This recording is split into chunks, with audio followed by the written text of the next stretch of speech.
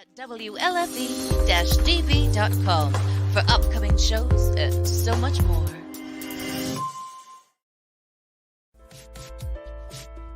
Hey everyone, it's Tuesday night again. You know what that means, don't you?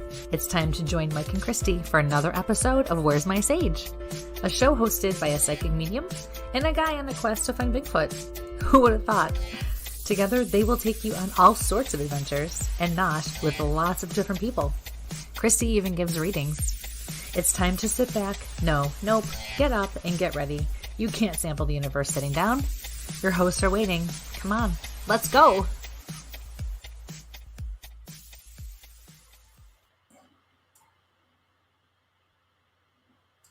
Good evening, ladies and gentlemen, and welcome to Where's My Sage? I'm Mike with my wonderful co-host, Kristie London. Kristie, how are you this evening? 1. And that's why we have a banner. So when Miss London figures out that she's muted herself and I didn't do it this so time. Mean. Occasional explicit language. Technically, I didn't say anything and nobody heard anything, so it's all good. Yeah. I don't know what you're talking about. It's getting really hot in here. Oh, well. So how are you doing this evening? I'm okay. How are you? Well, I don't know. I mean, I've done stuff like that all day today. It was great. I went to the wrong office to have my chiropractic adjustment, which was freaking hysterical. And then what else did I do? I couldn't seem to sign myself in properly on when I went to another appointment, and girl's like, did you put the right phone number in? I'm like, of course I put the right phone number in. Duh. And I looked, I'm like, oh shit, I didn't put the right phone number in. And now here I am. So, it's just, I have to go out with a bang today. That's all. Hey, it's the way it goes. We're out there, I jammed, I don't know how many hours in the last couple of days with work. Yeah. So my brain's kind of shot and worse than normal.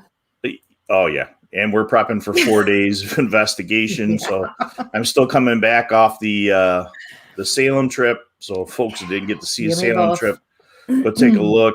I bought a whole bunch of new gear this week to turn around and rock out some more night vision scenes for the Casey's Cottage investigation and the intro to Bigfoot for Sheila up there. And I never got new hiking boots.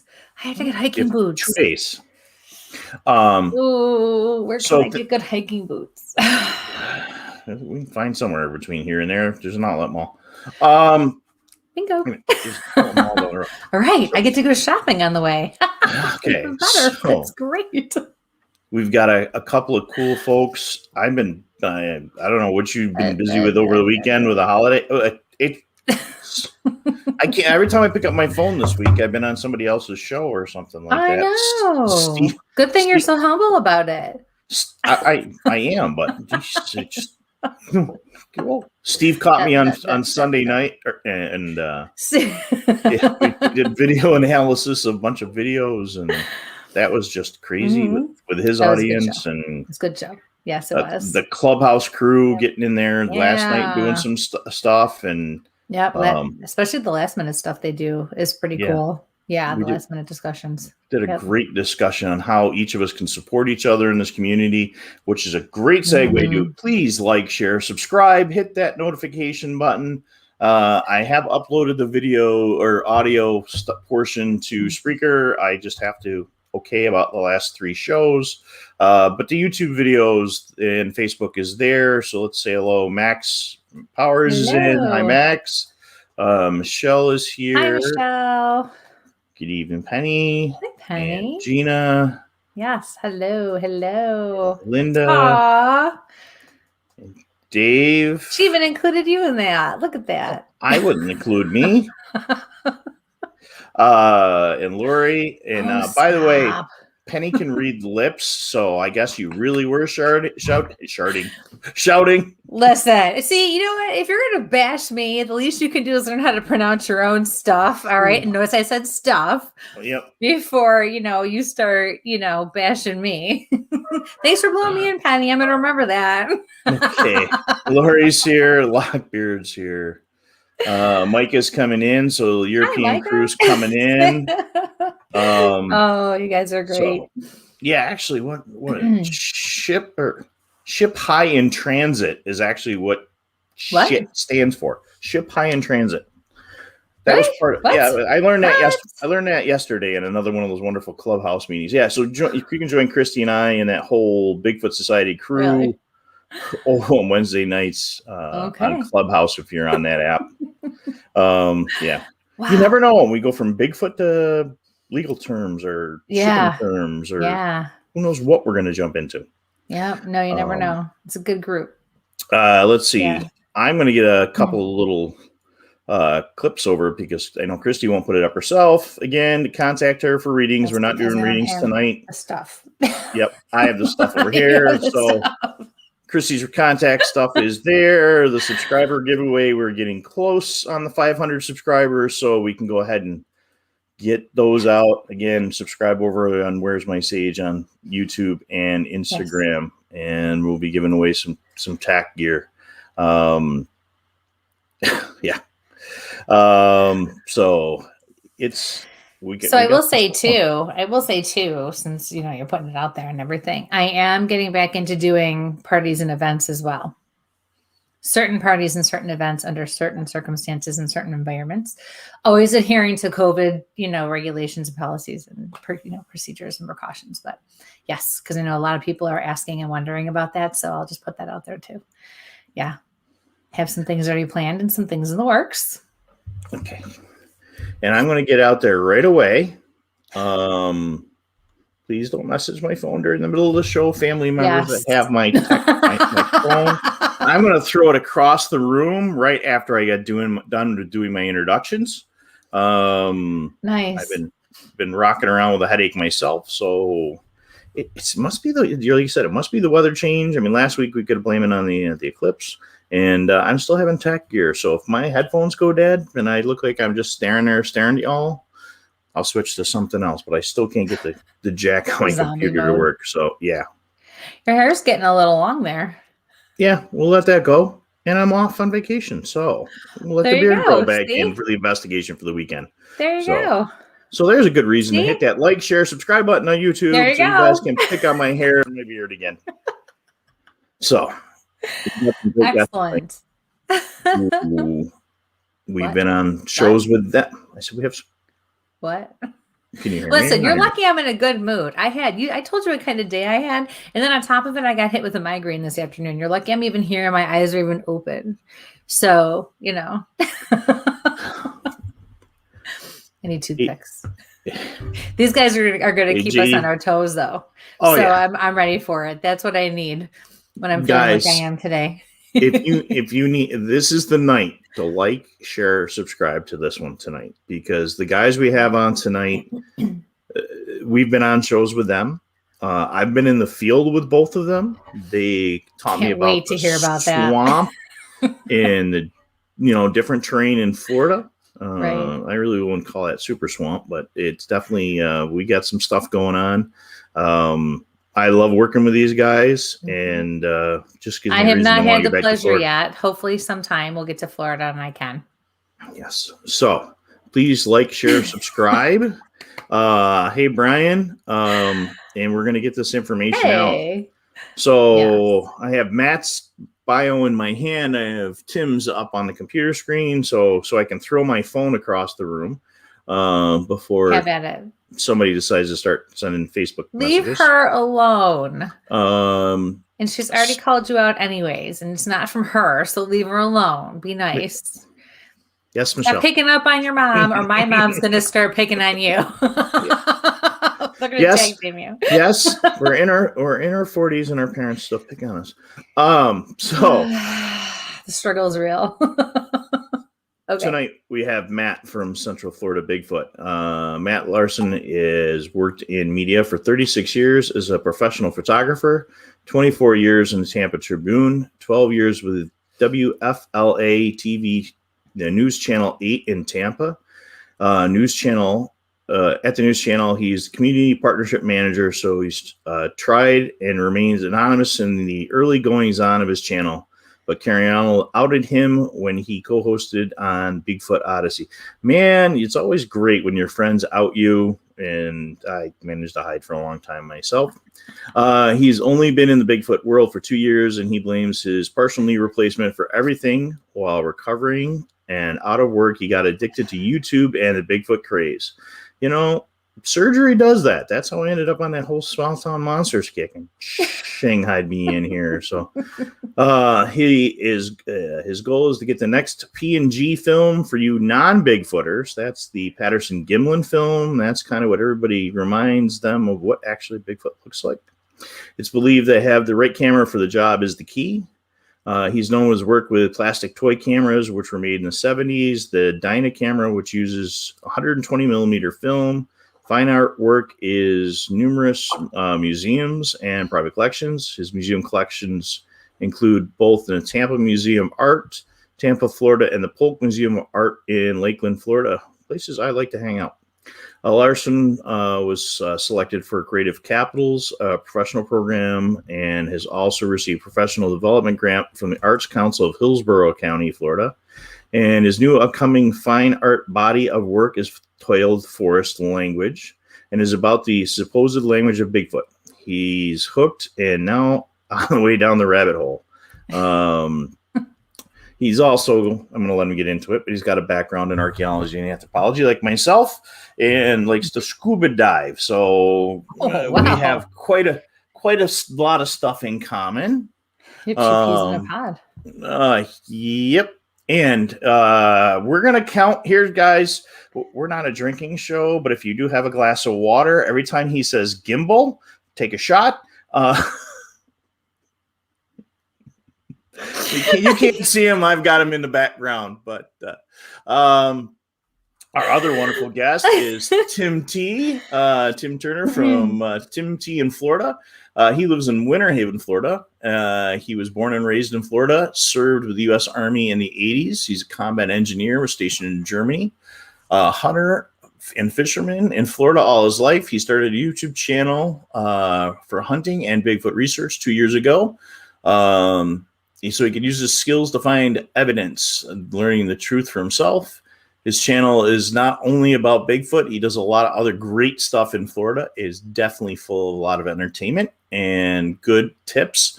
He shares his experience of Florida. That's a big thing, folks, as we've mentioned in the past, where that Bigfoot data is coming from and what the other stuff is going on. He loves to make fishing videos, mostly of saltwater fishing. And he loves being in the woods, tracking and learning what animals are around him. He finds a lot of hominid footprints, tree structures, hemp samples, and he has some audio. And he's also a recently new member of the ISRT, the Independent Sasquatch Research Team in Central Florida. And I'm going to bring both these gentlemen up, and then I'll throw in. So here's Mr. Tim T. and Mr. Matt. How are you? Hello, gentlemen. Hi. How are you guys? Welcome to the show. Thank you. I need to get a tattoo. I got a guy. Is your wife watching? Yeah, she is. Come on, Rebecca, Good. get in here and pick on these He guys. needs to get like a There she is. hand tattoo. Where is she? There she is. All right. Yeah, Hi, she didn't say that yesterday. Well, I mean, you know. Oh boy. There's Carrie's in with us. Fred's in the house. Hello, all right. Jay. Hello. Another wonderful independent filmmaker, Finding Jay, and another one of my mentors. Oh, yeah. And Max is laughing out. So, Melody, I just want to get a couple more of these in. Hi. Welcome, everybody. Just want to put it out there quick because I did already see a question. Sorry, I'm really sorry, you guys. Tonight is not a reading show, so I will not be taking questions. But please tune in. You know, you're going to, if nothing else, you're going to laugh your butt off tonight. And God knows we all need that, right? But these guys have some really interesting stories. And the three of these dudes right here have all worked together. So it's going to be one hell of a show. So, yeah. So coming up next week, reading show is next week. Okay. And we may not be going down the path of readings tonight, but I will tell you one thing. The universe plays some interesting tricks on us when the four of us are together. So listen in the background because, I can put these guys on the spot.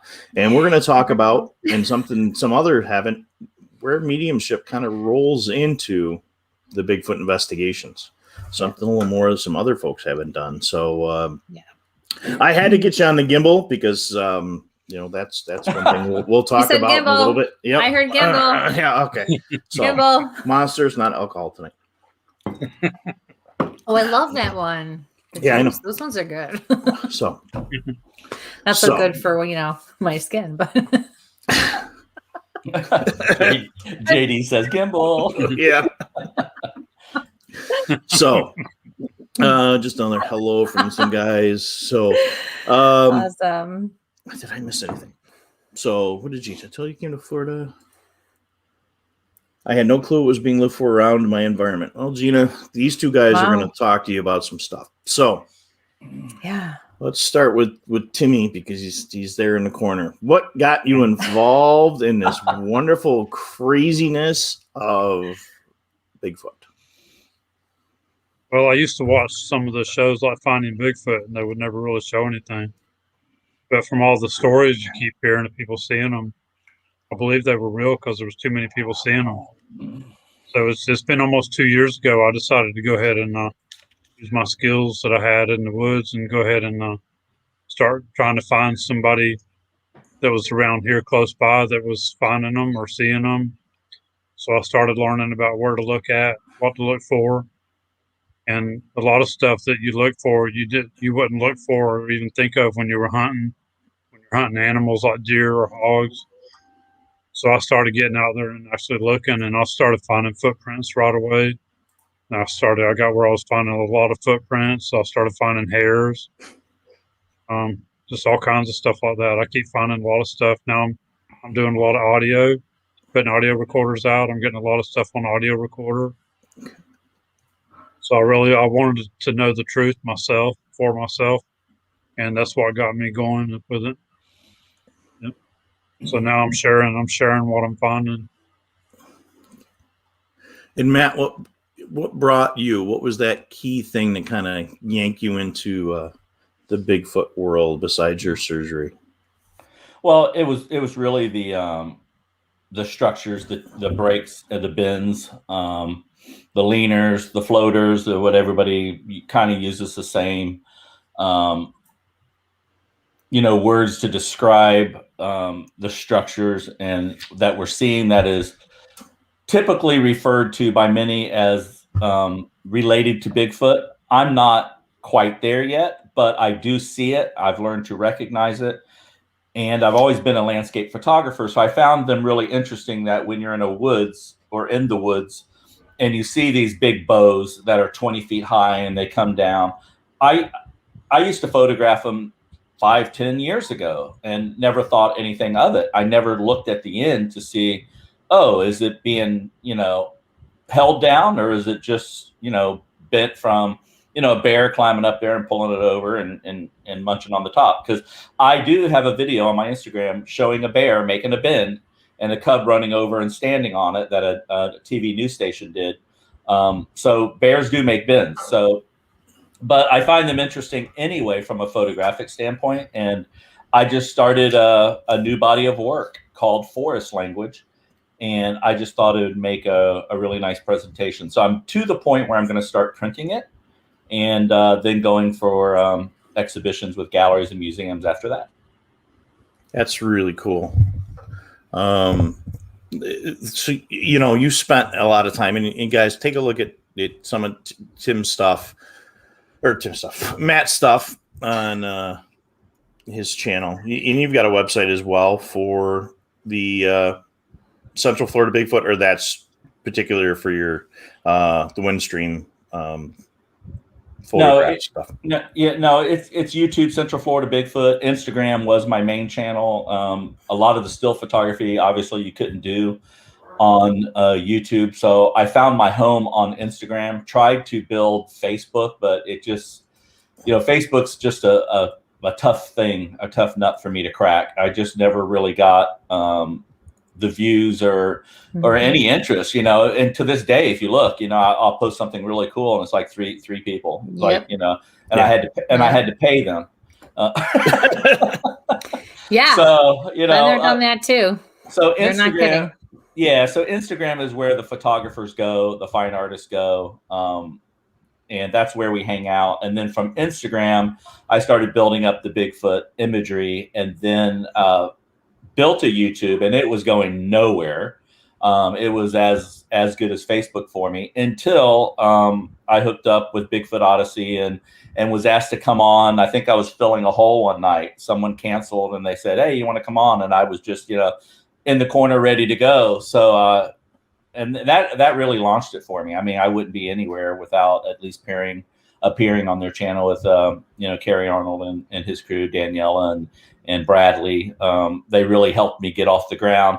And now I'm to the point where I moved my Instagram over to YouTube, and I'm finding myself posting more on YouTube than Instagram. So, but those are my two channels. And I just posted the YouTube channels for both Matt and Tim in the chat, so you guys can take a look. And for you folks that are listening, you know, farther down the line on Spreaker, Spotify, Apple iTunes, and such, you can go ahead and put those in there.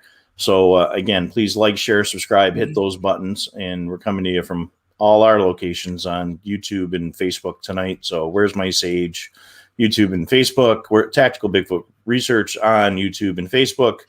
Kristie's business page, Kristie's public page, Where's My Sage, of course, and Strim TV and WLFE DB Radio.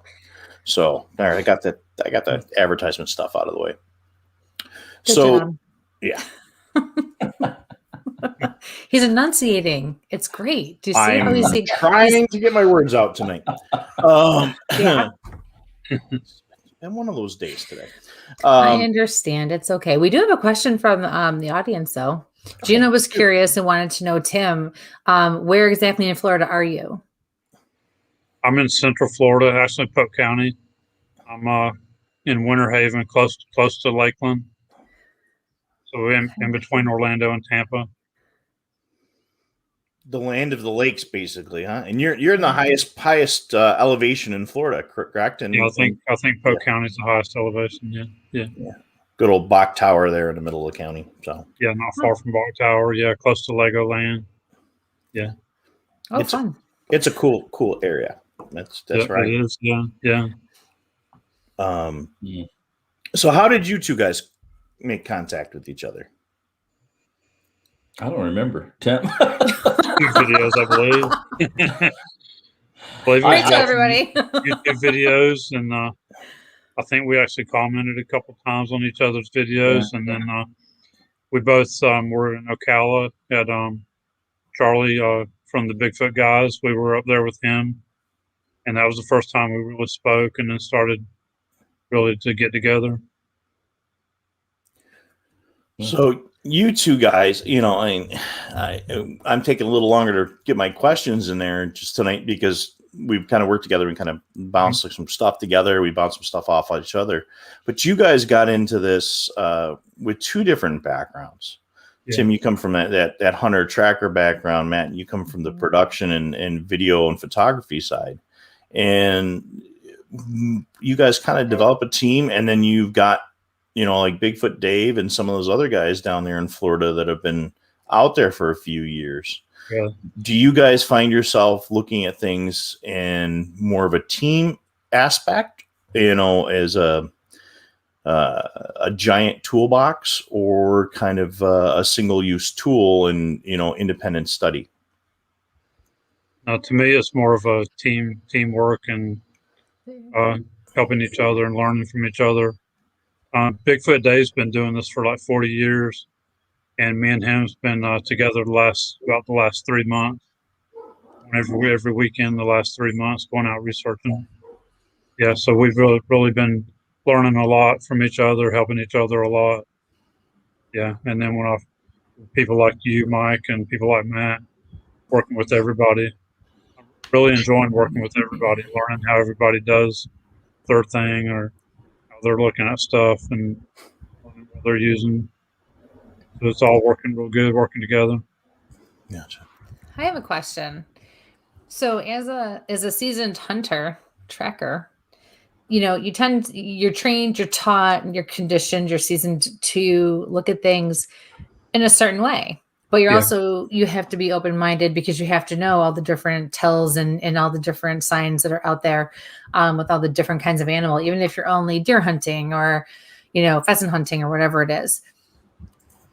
What makes things stand out to you to say this is not what I would typically be hunting for? Because there's so much out there and so many animals that can do things in so many different ways. And then throw Mother Nature into the mix, right? She's got her own recipe for disaster, right? For how things can happen and what she can do. So how are you able to discern, what would be something that would be out of the ordinary? Well, from my experience being out in the woods so long and learning what every animal sounds they make, their tracks, their footprints, learning how they live, what they eat, stuff like that.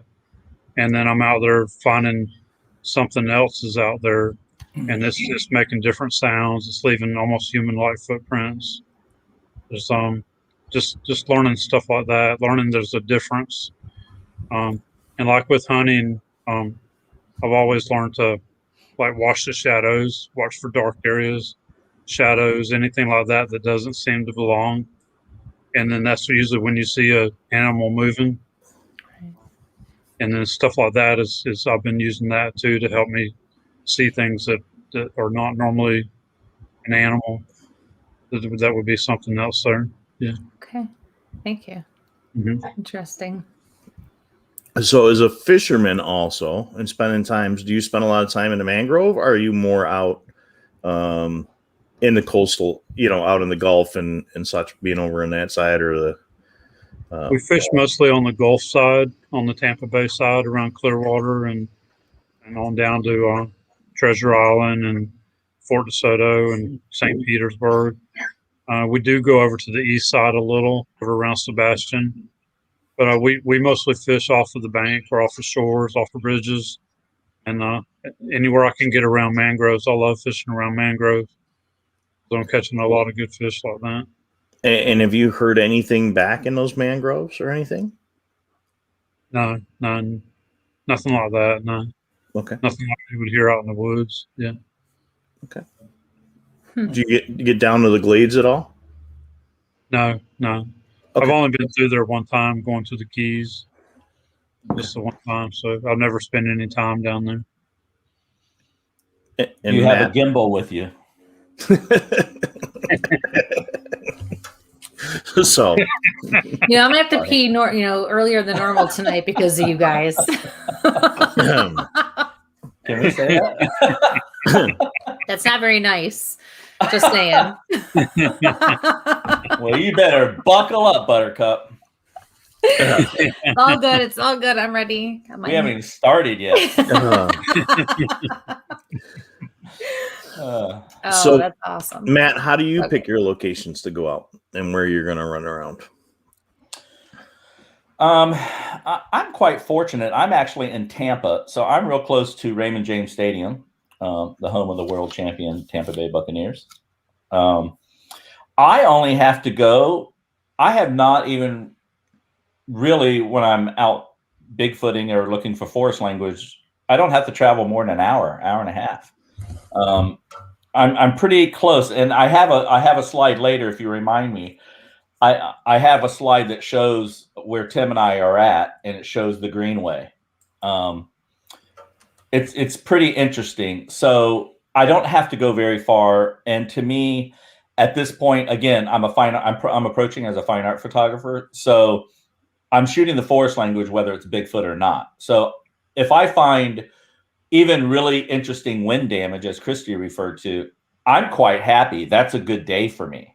But what I've learned with going out with Tim is looking at the ground a little bit more and, putting a track with it. And then I find the excitement does get a little higher once you do that. So learning the ways of the tracker, I think we feed off of each other really well. And yeah, we do. Yeah. And I always believe when you're putting a team together, I think I said it on another show the other night. I'm kind of like you, Mike. I've kind of been oversaturated this week. But when you're doing these lives, things come out sometimes, and you're not really sure how it's gonna come out. But when I'm out, it doesn't matter if it's a Sasquatch, Bigfoot, skunk ape break, or if it's natural wind damage. So I just enjoy being out there. I'm always looking. I pick my areas by, if I try to go where people don't go. So, for instance, this weekend, Tim and I just Sunday, I think it was, went to a place that a lot of people go to, and you have basically a road and a bridge, the Hillsborough River, and you have 2 parking spots on each side, and you can pull off, and everybody does the same thing. Either get a canoe and go off, or they walk down these 2 rivers. Nobody does what we did this weekend, hardly ever. It's kind of like the road least traveled.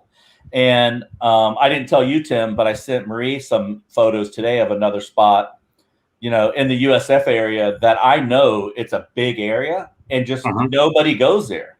Okay. And what's nice about it is the road is elevated about 20 feet high over the swamp.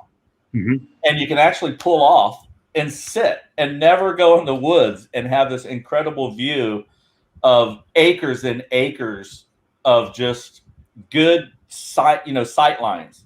Yeah. And one thing I tried this weekend, Mike, was setting up a second camera, and I just posted it. It's the latest video.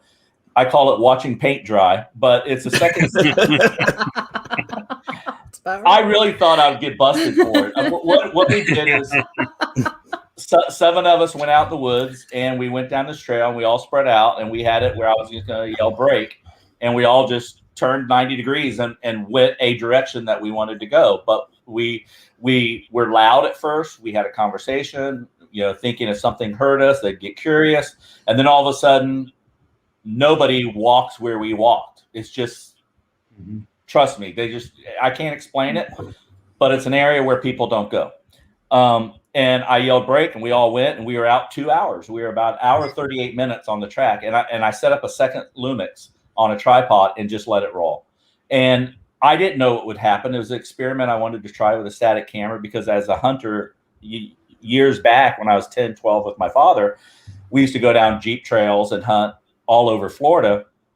And we would always get a deer shot out from behind us, whereas you walk away, something comes out behind you. Yes. So yeah. I just wanted to do this experiment, watching the varnish dry. And I thought I would get blasted for it. I thought, the people that watch my channel would kind of like, what are you doing? But it was just an experiment I had to do. And man, I got really good comments on it today. I was really happy with it. So I think it was successful from that point. What I did was put the camera down and zoomed in about 200 millimeters. I had a good sight line, and I just let it roll for an hour and a half. And I haven't scrubbed all the way through it myself, but we got people out there willing to look at our videos and timestamp for us and say, you heard me when I'm out in the woods, both of you have gone out with me. I go, what was that? I mean, I'm just a photographer bringing pretty good skills to the game, but man, I don't know my birds yet. I got a lot to learn. I'm using the apps you mentioned, so I'm making a video that's going to be a good little training piece to show people what it's like being out there and different tools that you can use. I was talking to someone today about the 3D app, and they wanted to question me on whether or not, and in a good way, whether or not it would show dermal ridges, if the quality was good enough for that. And if not, why are you using it, sort of thing. Great questions. So I'm working through that. I think there's a way to shoot it with the high-end cameras and do, like you were saying, 30, 40 photos and ship it off somewhere else, not use the app, but still come up with a 3D rendering that may actually do that. So there's some good software out there. Cliff Barrickman probably help us out with that software. Yeah, but I don't think it's going to come from an iPhone like everything else. Nothing good's going to come from an iPhone. Unless you're really, really lucky. So see, that's where I get in trouble. I make statements like that. So. Okay. I think we were all chastised. So for the new Bigfooter out there and the new paranormal investigator, I was chastised recently, as well as the rest of the team. In my opinion, we're going to make new shirts that say "in my opinion." So hashtag my opinion. That way, I should just do that now. You know, I do have, I think somewhere in here, ticker. In my opinion, ... The views of our guests are not always the views of the stream. Yeah. Oh crap! I made the shirt that said I could be wrong, but I doubt it. That's probably not good. You stole that from your wife, didn't you? Yes, I did. Post-it notes. In my opinion. Love it. So we'll just leave that up there. I'll get myself in trouble. So just look at that. Should have known because it wasn't blurry or circled in red. Yep, that's not real. All right, so let me flip this on you for a second. So, my husband's a big hunter. And a few years ago, he came home and he's like, "You're not going to believe this. You're not going to believe this," right?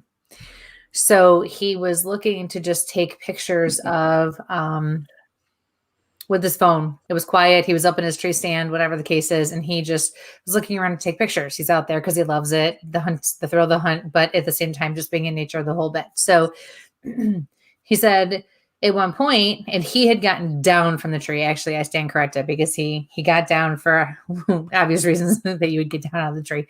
And he was on the ground. And so he started to take pictures. And when he looked through the camera at one point, of his iPhone, he saw a man like off in the distance. So he was like, okay, number one, that's not cool for so many reasons, right? Especially as a hunter, you don't get that close. You let people know you're coming, the whole bit. So he looked, there was nobody. So he looked again and the guy was standing there. So now he's freaking out and he's like, wait a second. Oh, he took pictures and he couldn't, there was a slight blur in the one picture from what I can remember. This was probably like 7 or 8 years ago. But not long after that, he had not yet gotten back up in the tree. He heard something. It was a bear coming. So up the tree he went. Oh no. And so, so it was like, okay, almost like a warning. Like I actually got from that was like a spirit guide almost, like to get his attention. And to like say, hey, you need to be, he always is hyper aware of his surroundings, but like, okay, hey, this is, happening. So pay attention. That was my take on it. Or even not a spirit guide, maybe just somebody who used to, another hunter looking out for him, whatever the case is. So have you ever had any experiences like that as a photographer? You mean looking through the camera and seeing something and then not? Right. No, I'm kryptonite out in the woods. I'm a skeptic. I get chastised for saying this, but I do believe something out there. I can see living in Florida, and this map I have in the folder that you all can look at later can show you just how much of Florida is still undeveloped. And there are places, like I said, 18 miles from my house that there's probably 2 square miles that I can bet no one's walked through. And it's just because of where it's at and where it's isolated. And you say, okay, well, nothing would be in 2 square miles. But the problem is at that 2 square miles, it goes, I'm looking at Google Maps today, it goes 38 miles straight out across Central Florida and ends up in Rich Loam and Green Swamp and Colt Creek. And there's a green corridor, and it follows the Hillsborough River. And so I look at a lot of things, Mike, to answer your question. I look at a lot of things to, the hardest things to see are what's right under your nose sometimes. And so I'm looking for, and Tim kind of taught me this a month ago, and I didn't even tell him yet, but looking for choke points, looking for areas where the map is like this, and then all of a sudden it comes down, and there's like the corridor continues, but it's a half mile wide, of the 38, and then it bellows out again. So I'm looking at places like that, and then looking at what is around them, and then I day hike. I don't do any overnights yet. I have been out at dark. I can say about 6-7 times for about 3 to 6 miles each on good long hikes. And I tell you, nothing has spooked me. Nothing has scared me yet. It's really weird. It's like I think I'm looking for the rock throw or the grunt. I've heard whistles, I've heard knocks, but that's so easy to be something else. Yeah. Right. And so I will say I heard a knock. I will say I have a whistle. I need to get better when I'm rolling video to mark them. A lot of times I try not to talk about it, and I'll hear it, and then I realize, where was that? Why didn't I not say, you don't have to look, but you can say knock to the left, knock at 3 o'clock, knock behind me 6 o'clock or whatever. So I'm learning to do, I don't want to say researcher because I do not consider myself a researcher. I'm a photographer with an open mind who believes in Bigfoot. And if it's out there, I think I'm going to get it. I think I'm going to get the shot. So I'm very confident with that. Okay.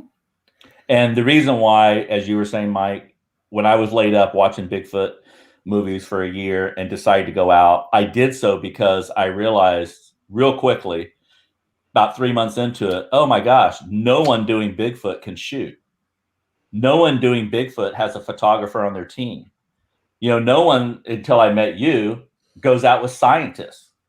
So you'll be proud of me. I actually sent an email today to a scientist and an anthropology department, sharing a couple photos and asking, I'm introducing myself, introducing my channel, and saying, hey, I know you may or may not do this, but I have a strange question. Can you look at this? Do you know anything about 3D modeling? I have something I need 3D model, and I will tell you it's a footprint. And then I kind of came clean and said, I would love to. Oh my God. For those on the audio side, we have in Matt's opinion written up there from our wonderful friend Rebecca.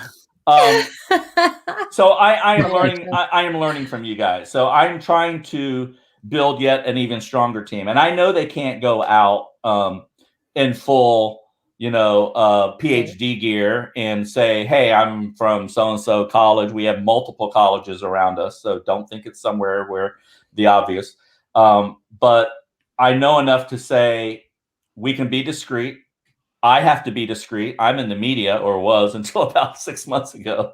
I was trying to be discreet, and someone made a comment. I came out of the woods and I had my mask on. I kind of looked like this and shades and a hat.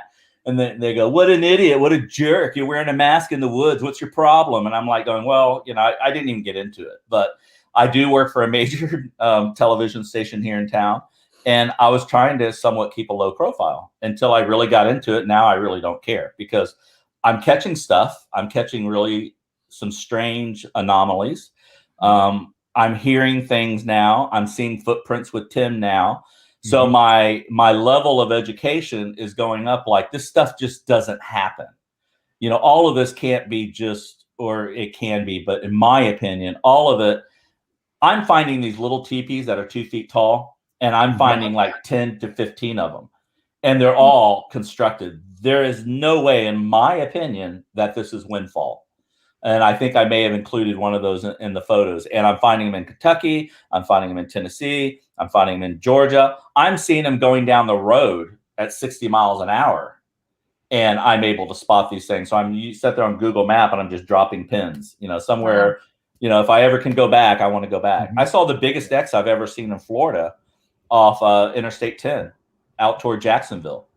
And we were going, Becky was driving. I just went, whoa, what was that? Did you see it? It was a huge X, but it had other crosses in it, and they all intersected. It was a star glyph, like 30 feet tall. She reached over and turned the radio up, right? Were you there? Faster? She go faster. She could care less. And you know what? And that's important because I got someone in the family that doesn't matter what I show them. They go, yeah, right. So what do you want for dinner? At least she's nice enough to ask what you want for dinner. I mean, that's right. But I'm seeing some stuff. She'll see ghosts in cemeteries. So we can get her on that one. Yep. Not only did she see it, she photographed it. So that's right. Yeah. That's right. So that gives you a well-rounded paranormal team. As we there you go. See? In Mike's opinion.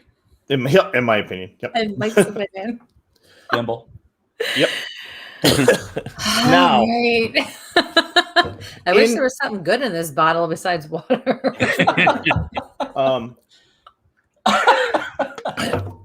So, have you noticed when you guys are out there? You know, Tim, I know you're running the iPhone and you're running your camcorder. Yeah, Matt, but it's on a gimbal. On a gimbal.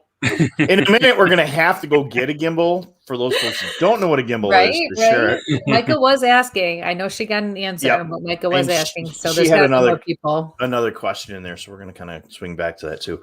But that particular audio, do you find that it's tuned specifically for human voices where it misses some of that sound in the forest? The tree breaks, the wind, whatever, you know, we're running with those, you know, what do you want to call them? Wind socks on them, or, you know, dampening. Are you missing some of that extra stuff? Like, oh, I heard a knock in the background. When you look at it, you don't hear it because it's picking that particular audio up with the gear that you're working right now. I've heard a knock when I was out there, and I had it on my iPhone also while I was recording video.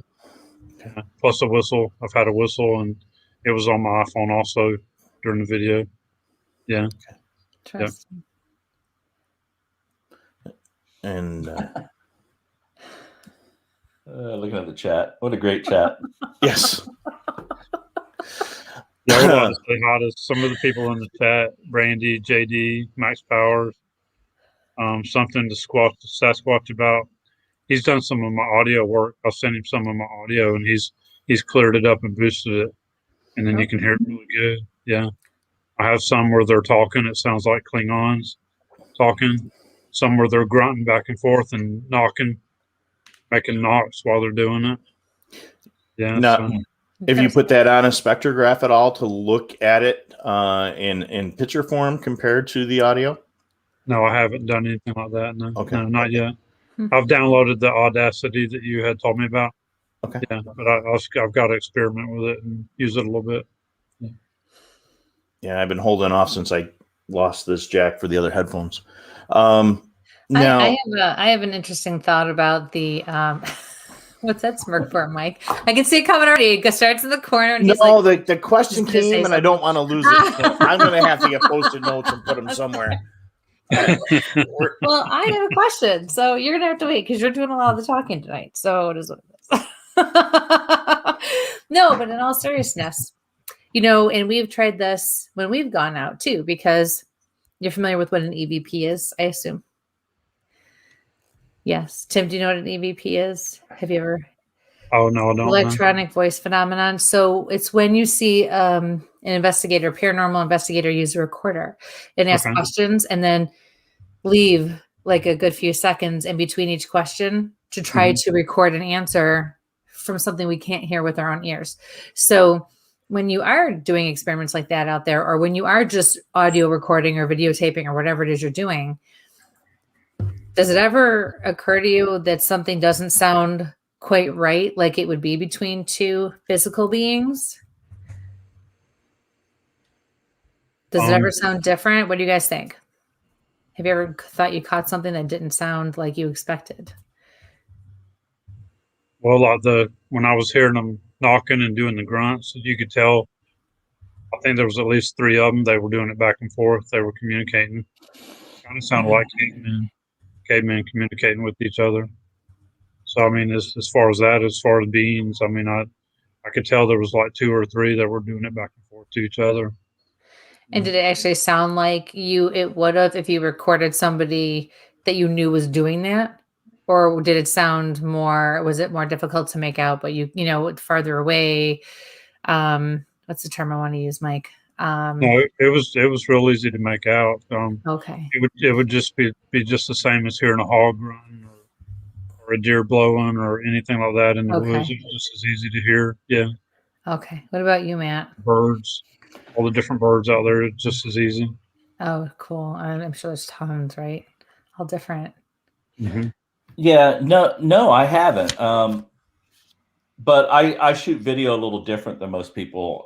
As a photojournalist, I do what I call run and gun. So if you have a photographer, photojournalist, newspaper, TV station, you know, on your team, what you're going to find is we're very creative. I started laughing, except for me. But actually, all things considering, it is creative. But the gear I'm using is fairly lightweight, relatively speaking, compared to the big TV cameras that you're used to seeing. We will find creative ways to do the same job in good quality faster. So to give an example, like a commercial photographer will go in and let's say they're shooting a basketball team in a gym. A commercial photographer will have a crew. They'll have lights, either hot lights, strobe lights, what have you. They will turn off one light. If they have a gym with like sunlight coming in, they will turn off all the other lights and fill in with daylight from a light source, commercial light source to match. And they will probably even put gels on all the windows, which will probably take a day. A newspaper photographer will, and let's say the image is running in a newspaper, okay? A newspaper photographer will go in there. Back in the day when we shot color film, we would put magenta over the lens, green over the strobe, boom, take a picture, call it a day. The magenta filters out the fluorescent light. The green over the strobes brings the daylight back down to where it needs to be. The two balance each other. And then what we call a shutter drag. So instead of shooting the basketball players at 1/25th of a second, we'll do a 1/4 second exposure, say hold real still on a tripod, 1/4 of a second.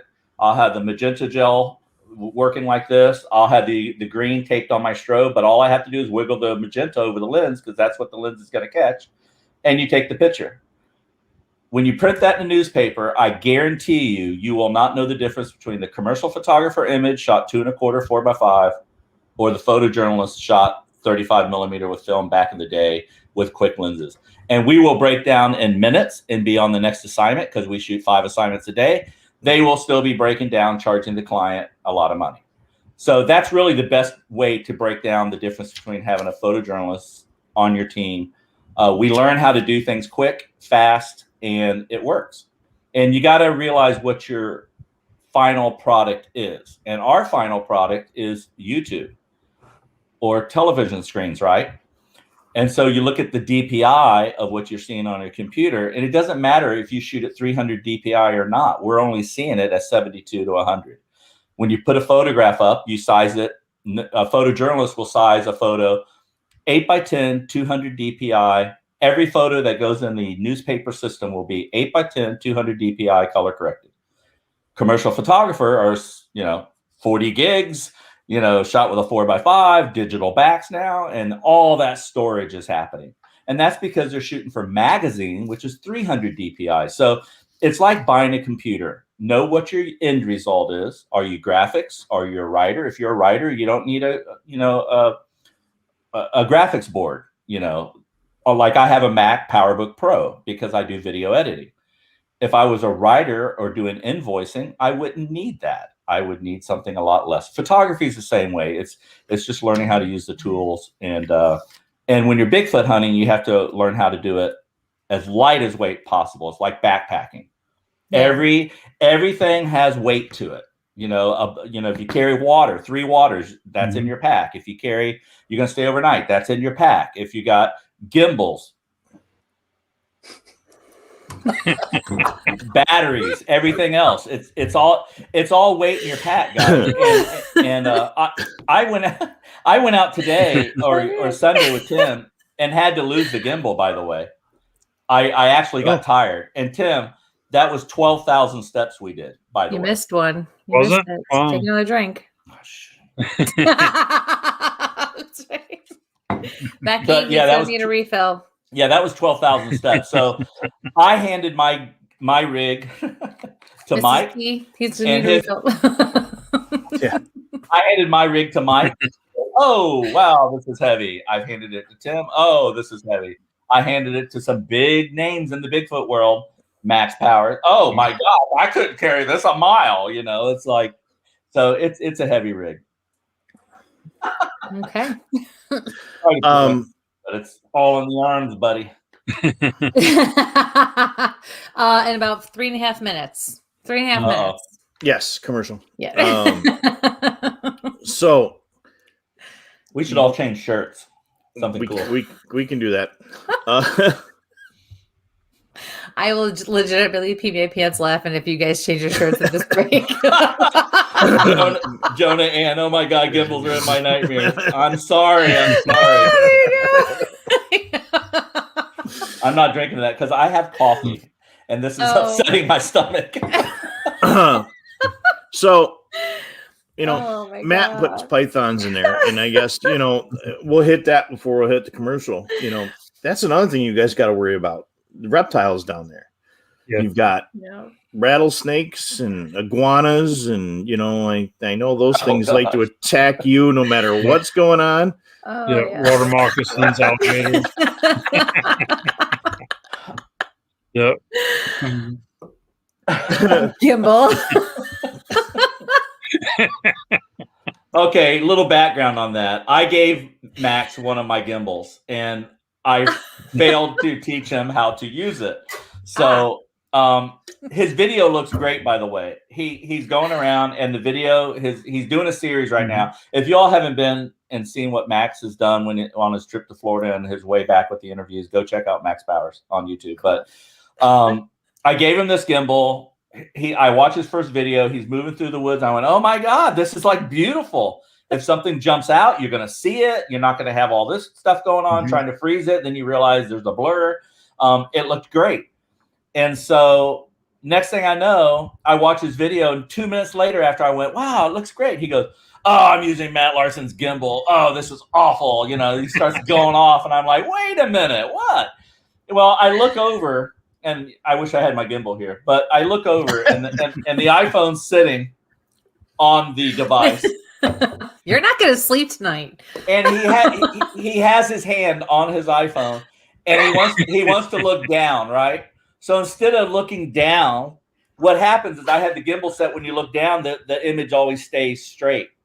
It wasn't on the mode where when you go down, the images go down. So I look over, and he's grabbing his phone. And he's torquing the gears like, he's forcing it down. I went, ah.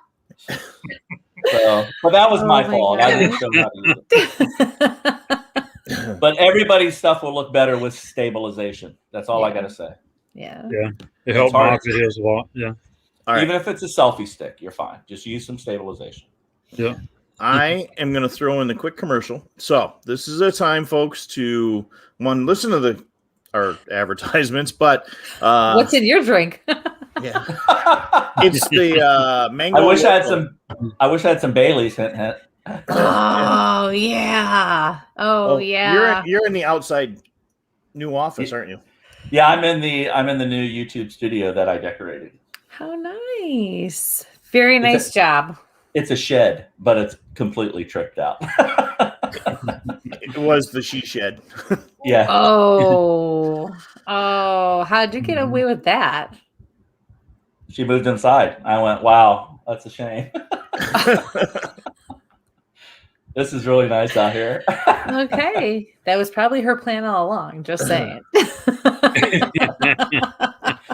The gimbal says it does look great because I'm the best. So that's okay. I got your back, gimbal. I got your back. Tim, this is where they go to commercial and they yell at us, by the way. Heads up, dude. Grab your water, run to the bathroom. Whatever you got to do. Because there'll be a lot of gimbals going on now. Yeah. All right. So we'll be back right in a moment. Hey, this is a great time too. Please like, share, subscribe, hit that button, get the word out to your friends because it's about to get a little crazy. Oh boy. WLFE-DB.com, where you can find vodcast shows, podcasts, and more like Where's My Sage, Inside the Drag Closet, Across the Pond, Paratalk Radio, Just Cindy, and more. So go check out WLFE-DB.com, where talk radio is a whole lot better. Our shows are your shows, and that there makes for a great talk radio. Hey guys and dolls, this is Casey DeVille, the better half of DeVille Inc., Baltimore, Maryland. If you're ever in Baltimore, stop in and see me and Tony. Invisible Brie, 5920 Eastern Avenue, Baltimore, Maryland, 21224. Give us a call if you're in the area at 408-400-9641, or look us up on the web at DeVilleinc.com. DeVille Inc., where we specialize in you.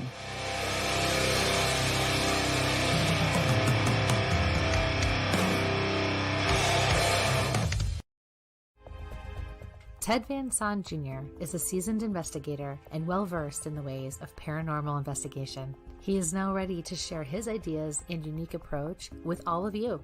Flashlight, recorder, and comfortable shoes. Hit the ground running as you follow this easy step-by-step guide to a fun and thorough paranormal investigation, perfect for first-time and lightly seasoned investigators. Think outside the paranormal box. Learn all about the technology and techniques used back in the early days of paranormal investigation. You can find these valuable resources online at Goodreads, Barnes & Noble, Walmart, and Amazon. Get yours today.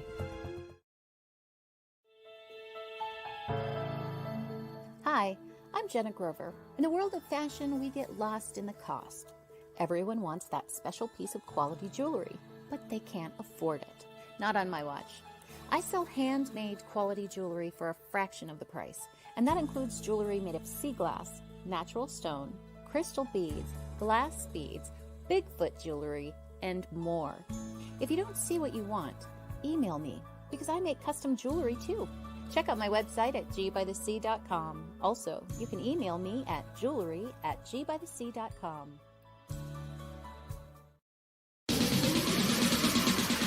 You're listening to WLFE DB Radio. Now, back to our program. Hey, they had tattoo commercial. I'm looking at Max's comments. He's making me laugh. Yes, there she is. Hi. Hi. I can't hear what anyone's saying. Oh, she can't hear. You're all in the same shirts. Well, you suck. This is no fun. Oh, you went and changed. No, I did not. Becky. You did. Gimbal.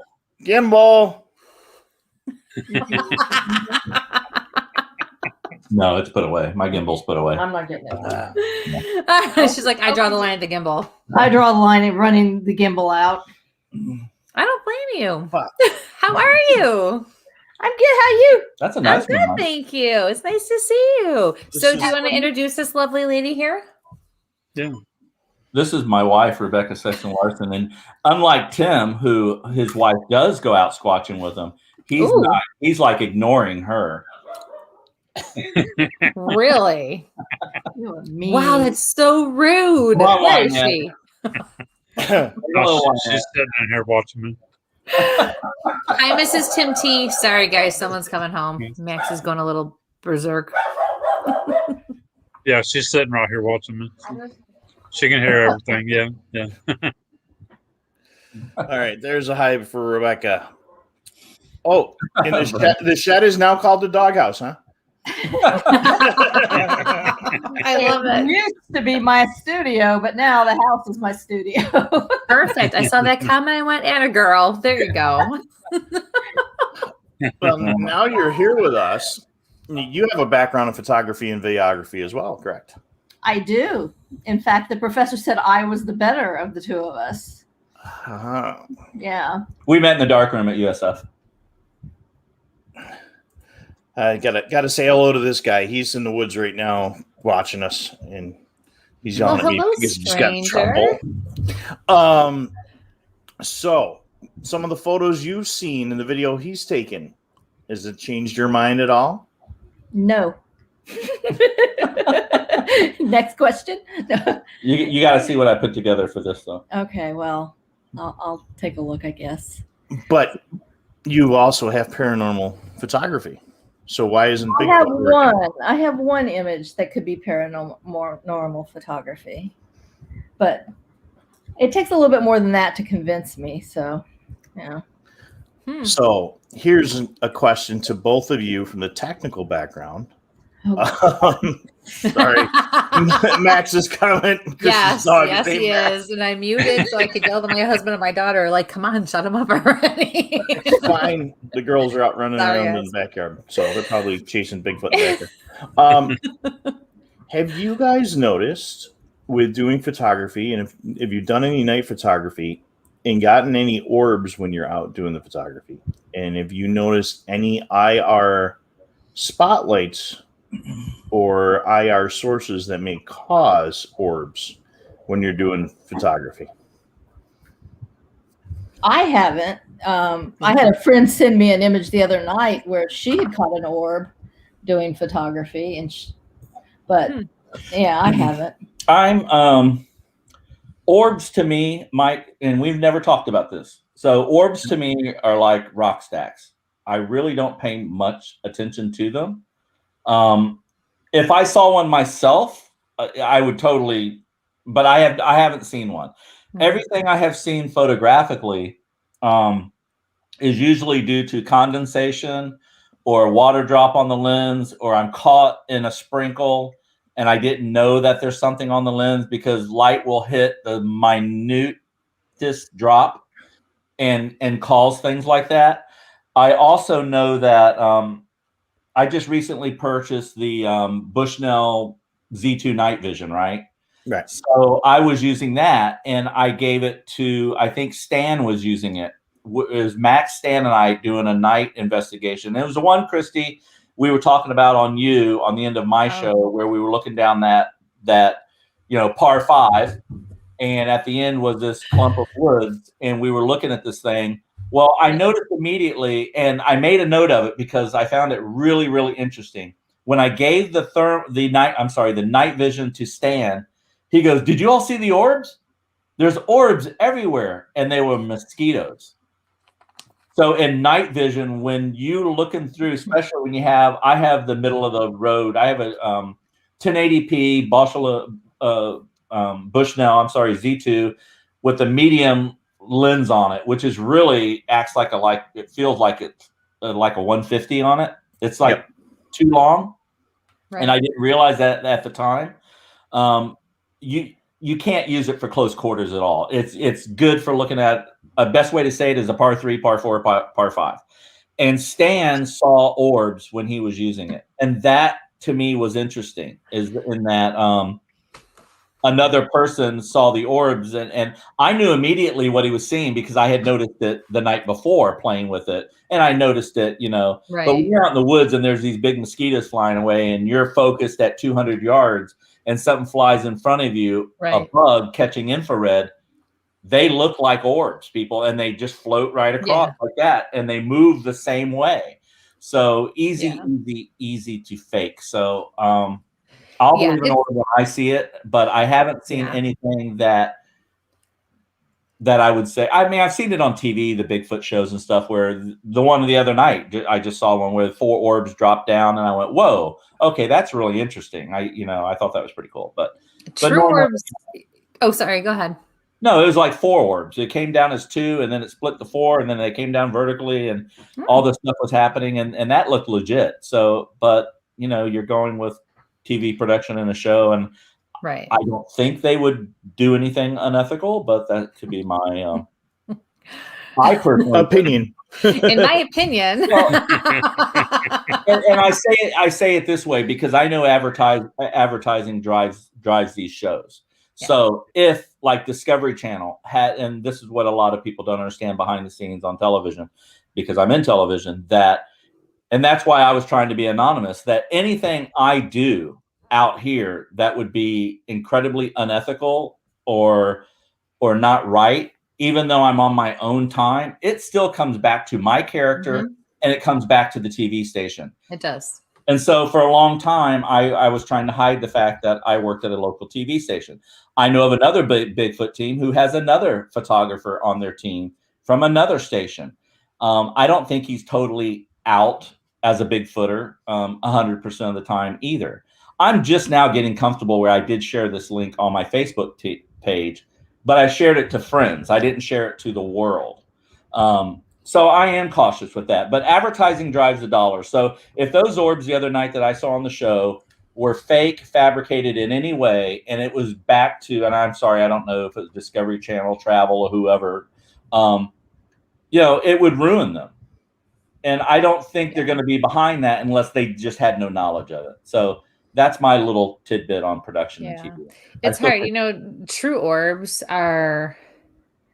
it's tricky because, they almost have to be, you're dealing with something that's not a bug or not something to be expected to be mistaken as an orb if it's more intelligent, we'll say. If that makes sense.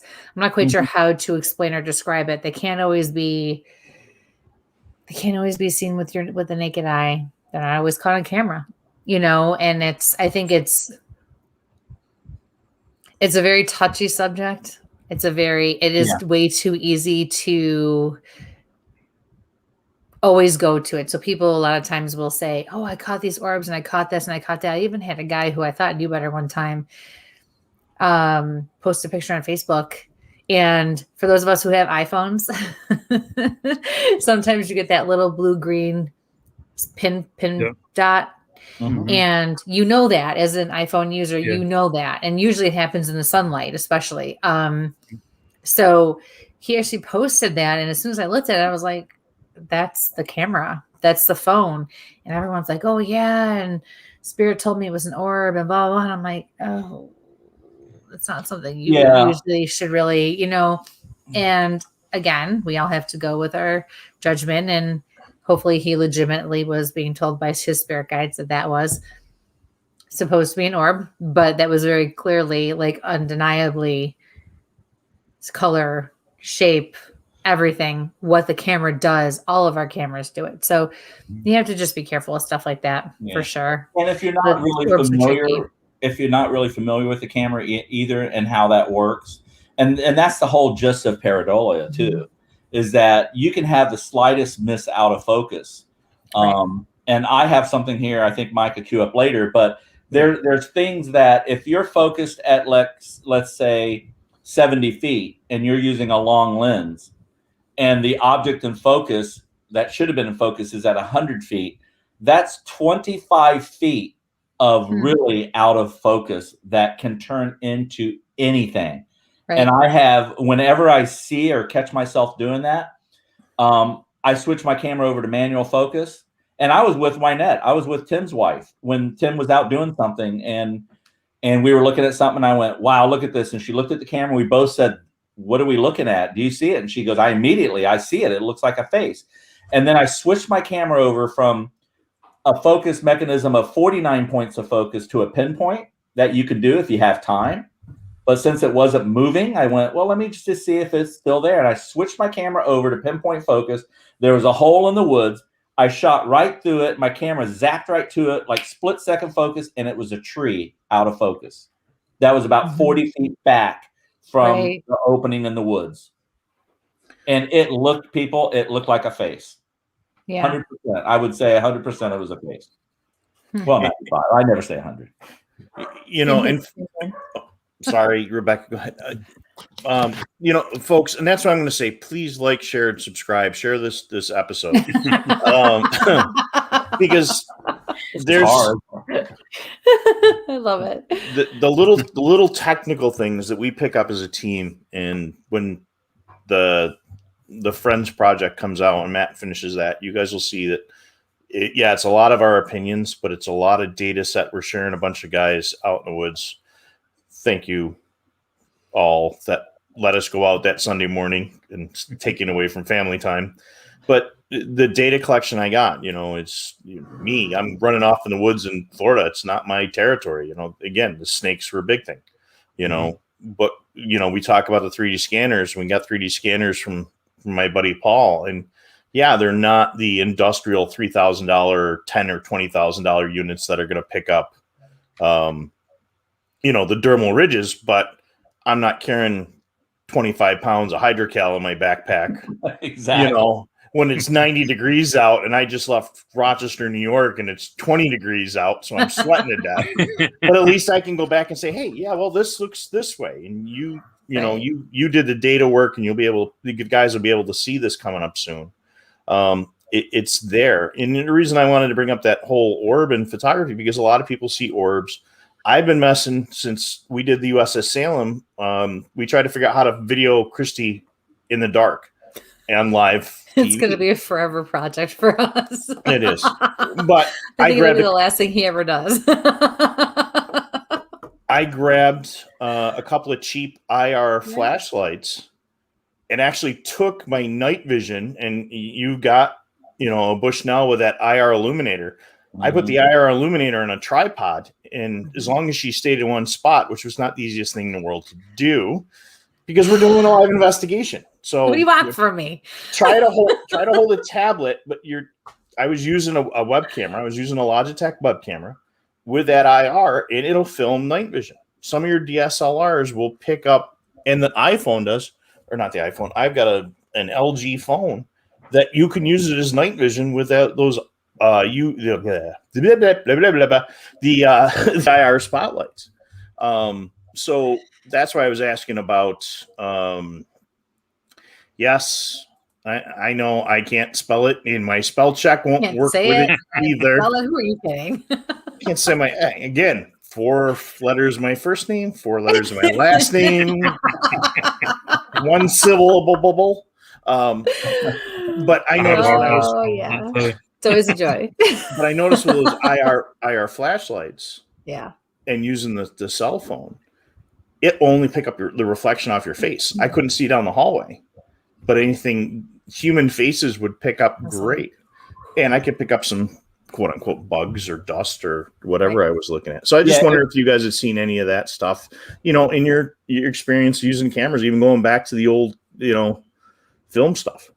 Yeah, but it was just about 6 months ago at the TV station. I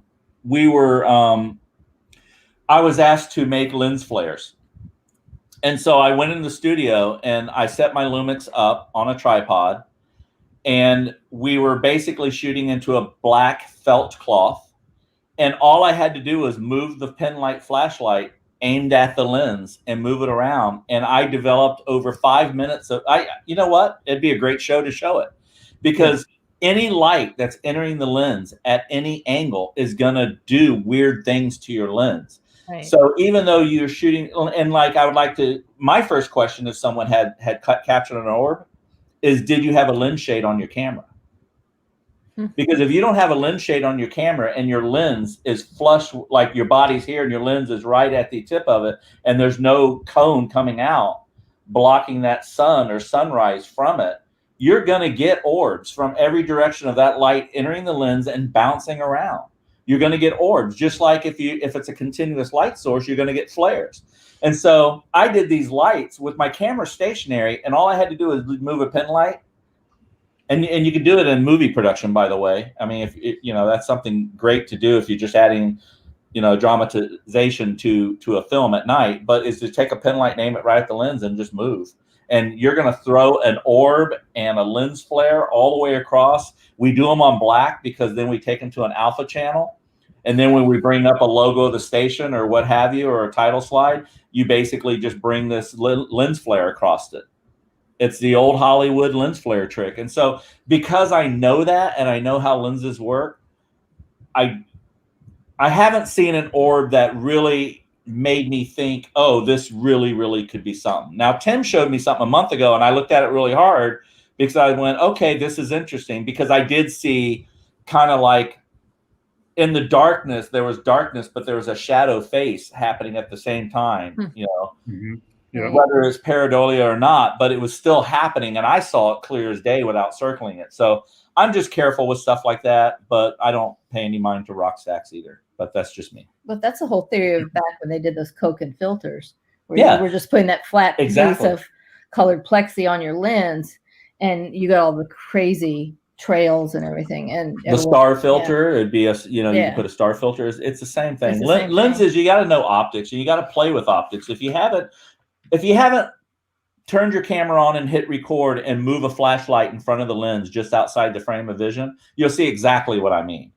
And because that stuff, you can fake it, it's just hard for me to believe it unless I see the backstory and I see a good runtime leading up to where the orb happened. I'd want to see 20, 30 seconds of video before it happened. And, it's kind of like doing a footprint. Someone told me today, when you're casting a footprint or even doing a digital, don't cut it right at the end of the toes, leave a couple 2 inches out. I didn't know that. Yeah. That you needed to know that if it had claws or not. So I have a lot of good people that I'm fortunate to meet that they're bringing me up really quick, and I'm just an open book. I'm a sponge. I'm ready for anything. If I see an orb, I'm not gonna, poop my pants or anything. If I see a Bigfoot, I'm hoping my mechanical valve doesn't stop. But I think the more you prepare for it, dude, my valve is like this little can right here. That's my valve. And your poor wife is just like, what the hell? They put this thing in you, and they don't even give you a battery. They just say, good luck. Good luck with that. And that's, guys, this is why I like working with these guys, because the technical background, but yet because one may die at any given moment. Max and I have. Who gets the camera? Max and I have agreement. If he dies first, I get his truck with the tent on top. Oh, so we're already trading equipment. Do we still have that video on your channel of the candy wrapper? Poor Max sitting there in the woods thinking he's going to get eaten, and we couldn't hear the sound, but could only see his face. Hey, I feel your pain. Did they leave you like they always leave me? Or I shouldn't say they. I should say he. Where is he? There he is, right there. Him. This one, right here. This one. I can't function today at all. This is awful. And yet here I go. I'm going for punishment. I'm going out again this week. God help me. Holy cow. Oh, she'll leave you this week. So yeah. Well, do you all have the audio recording of when Matt put his recorder in the pocket of his vest and he was recording his time to mechanical valve? So we have like 10 minutes of his mechanical valve. I think I hear the yeah, but you know what? I know that there's recording somewhere, and I was not on this trip where there's a whole 3 hours worth of maybe my partner and possibly somebody else snoring. There's 4 hours of me being on the Apaca camped out, and something from the woods was throwing rocks to shelter because I must have been snoring too loud. Well, what Becky's referring to, when we were on a camp out, I bought one of those HC1 recorders, and so I was really getting into learning again from Mike and Max Powers and some other people that that this backup happened recorder. when you were with Max and all that. Yeah, so I got a chance to go on a night hike, and I've been waiting to go Green Swamp on a night hike for over a year, and I just wanted the right people I felt safe with. So I go out with Bigfoot Dave and a local squatcher I did not even know until that trip named Marie. I think it was just the three of us. There may have been one more, but Stan was there. Yeah. And I was wearing the recorder on my vest. I was wearing the recorder in my bear spray. So I put the recorder here, and then I'm shooting with the night vision. And as I'm shooting it, this soundtrack just all of a sudden comes in my ear, and it's like this scary boom, boom. What the heck is that? And I'm going, oh crap, it's my mechanical. It was just loud as could be. So I slid my That's so funny. So I slid my recorder down. And one thing, so he slid his recorder down to his stomach and to take his probiotic for 3 days. And so therefore he recorded his vowels for the rest of the trip. You're not posting no comment. Show, right? No comment. I have nothing to say. This is something you would do. No, I did that on Steve Cole's show. So I don't know. I don't know if you all know Stan yet, but he just. Oh my God. Stan just leans there at one point and he goes, "Is that you? Is that your stomach? Did you just crap your pants?" And so I was humiliated, guys. I mean, this was like, I just trashed the biggest hike in my life. And then I went, there is no silver lining to this. But there was a silver lining, because at another part of the forest, Max Powers was out with Chris Connor from Trail to Bigfoot. And I was going to join them on that hike and decided not to. I would have just totally offed myself if that happened with that. Not that Stan and Marie's any less, but if that happened with those guys, I would have just, hey guys, I'm gone. Tell my wife I love her, and I would have just ran out in the woods. I would have just ran out in the woods and just offed myself.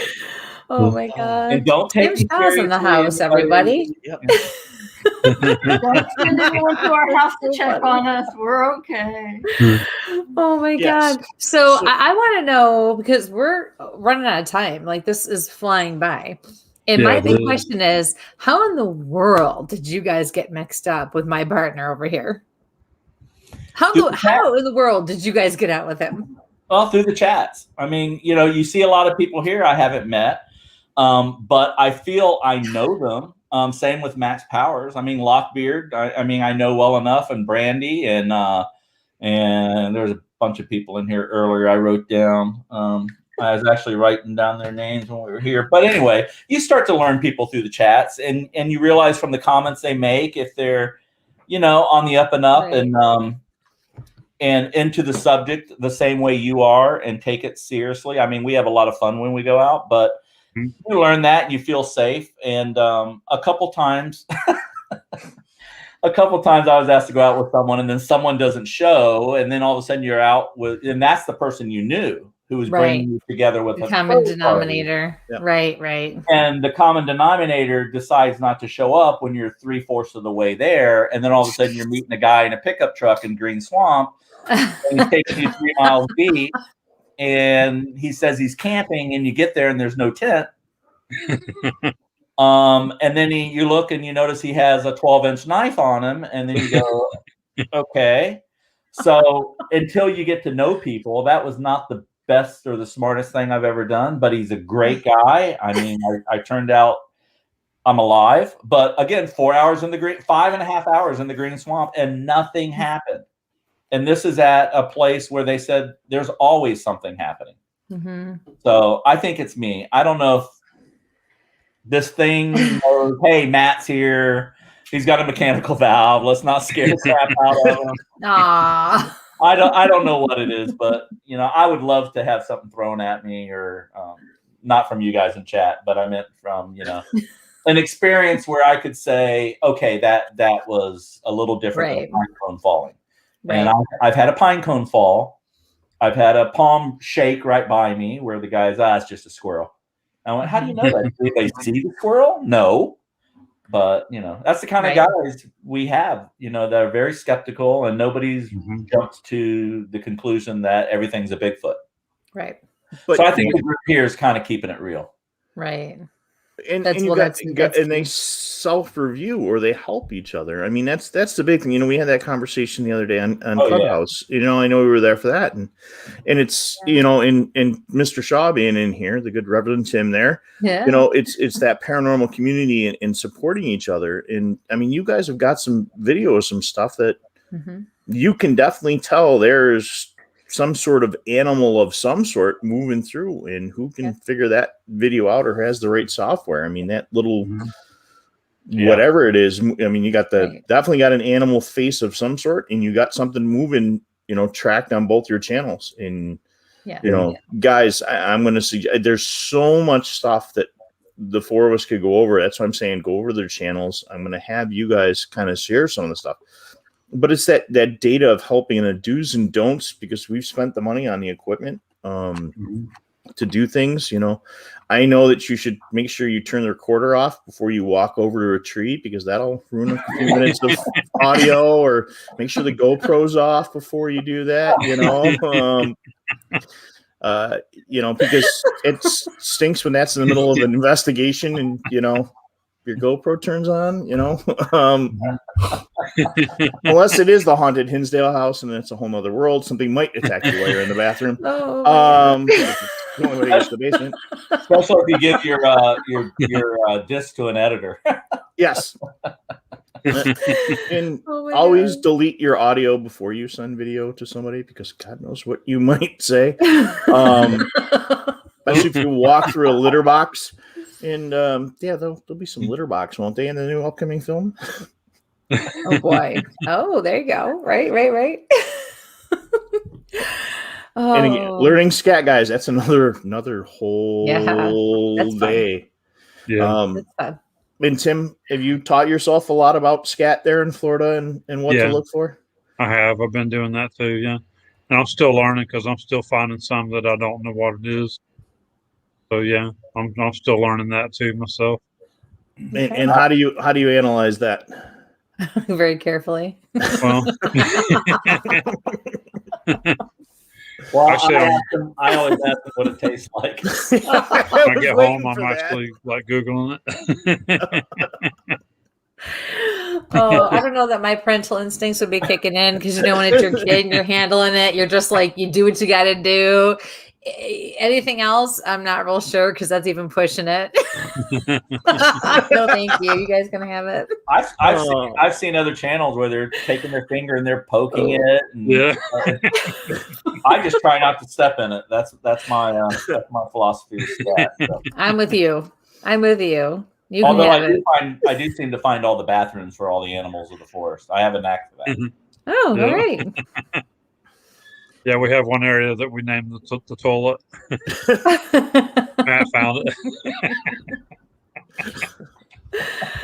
Oh yeah. Yeah, you can't make that up, nor would I want to. God. Yes, Gina. Yes, they do. Yes, they do. Oh, God. Paul's getting me yes, they do. Oh my gosh. Let's look at some data. What do you got to share, guys? We got some share screens up here, and now that, where do you want to start there, Matt? I think you have a video queued up I was working on today that I'm sharing with someone. Okay. And I just wanted to share, this is the camera I'm using. This is a Lumix, a Panasonic Lumix FZ Frank Zappa 2500. And just look at this long zoom and the detail I'm able to get out of it with an Adobe Premiere effect called the magnify function. Let me get rid of my ugly face off of there. It's a beautiful view. Kristie can stay, and I can get rid of there. That's better. So these are long zooms that I like to do. I like to look for peekers. I always think something's going to be about 100 yards out. So I like to, this is handheld, by the way. I'm not on a gimbal this day. This is the day everything happened to me. A tree fell. The owls went off. I found a footprint, but there it is right there.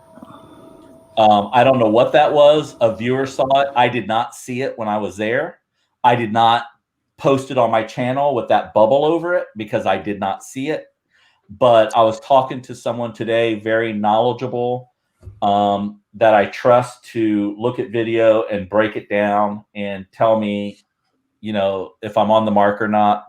So I made this clip real quick now that I'm using Premiere, Adobe Premiere. And Adobe Premiere has some post-production tools that will allow you to do a really cool function called that magnify. So when I'm shooting with a 500 millimeter lens and go in with the magnify bubble, if you back it up a couple frames, Mike, to me, that looks like a black face profile.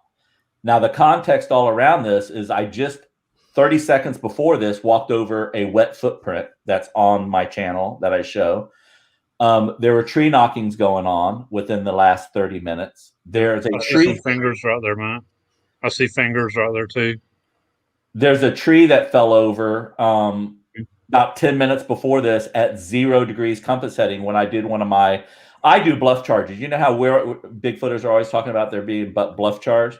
So what I like to do, and Mike, you experienced on one of our hikes, I'll be walking down a trail and I'll just shoot 90 degrees one way. Mm-hmm. And what I do is my camera's on a gimbal on a stabilizer and I raise it up about 8 feet. And that's an old trick where if you're coming at something and they didn't think you were going that way, like they're known to everything stay on the trail, but you go off trail all on a given notice without thinking about it. I bring my camera up, my camera's always running, and I look for something scattering. So 10 minutes before this video was shot, and that's a profile face, I think, in my opinion, I'm looking at, if it's pareidolia, it's the best pareidolia ever put out. And I'm not one, this has been on my channel for a long time. I see the two sticks coming in at the 1 o'clock position are pointing right to an eye. Just past that, you see a nose bridge coming down with nostrils.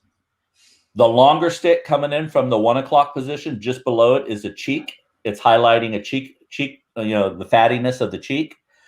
The little twig that's hanging down, there's an ear. I see an ear right behind that. And more importantly, it's leaning on the little tree that's right there coming out of the bubble from the 1 and 5 o'clock position, that tree.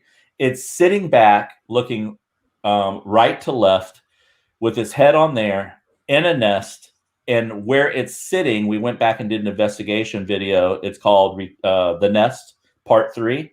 It's sitting on 3 logs that are pushed together.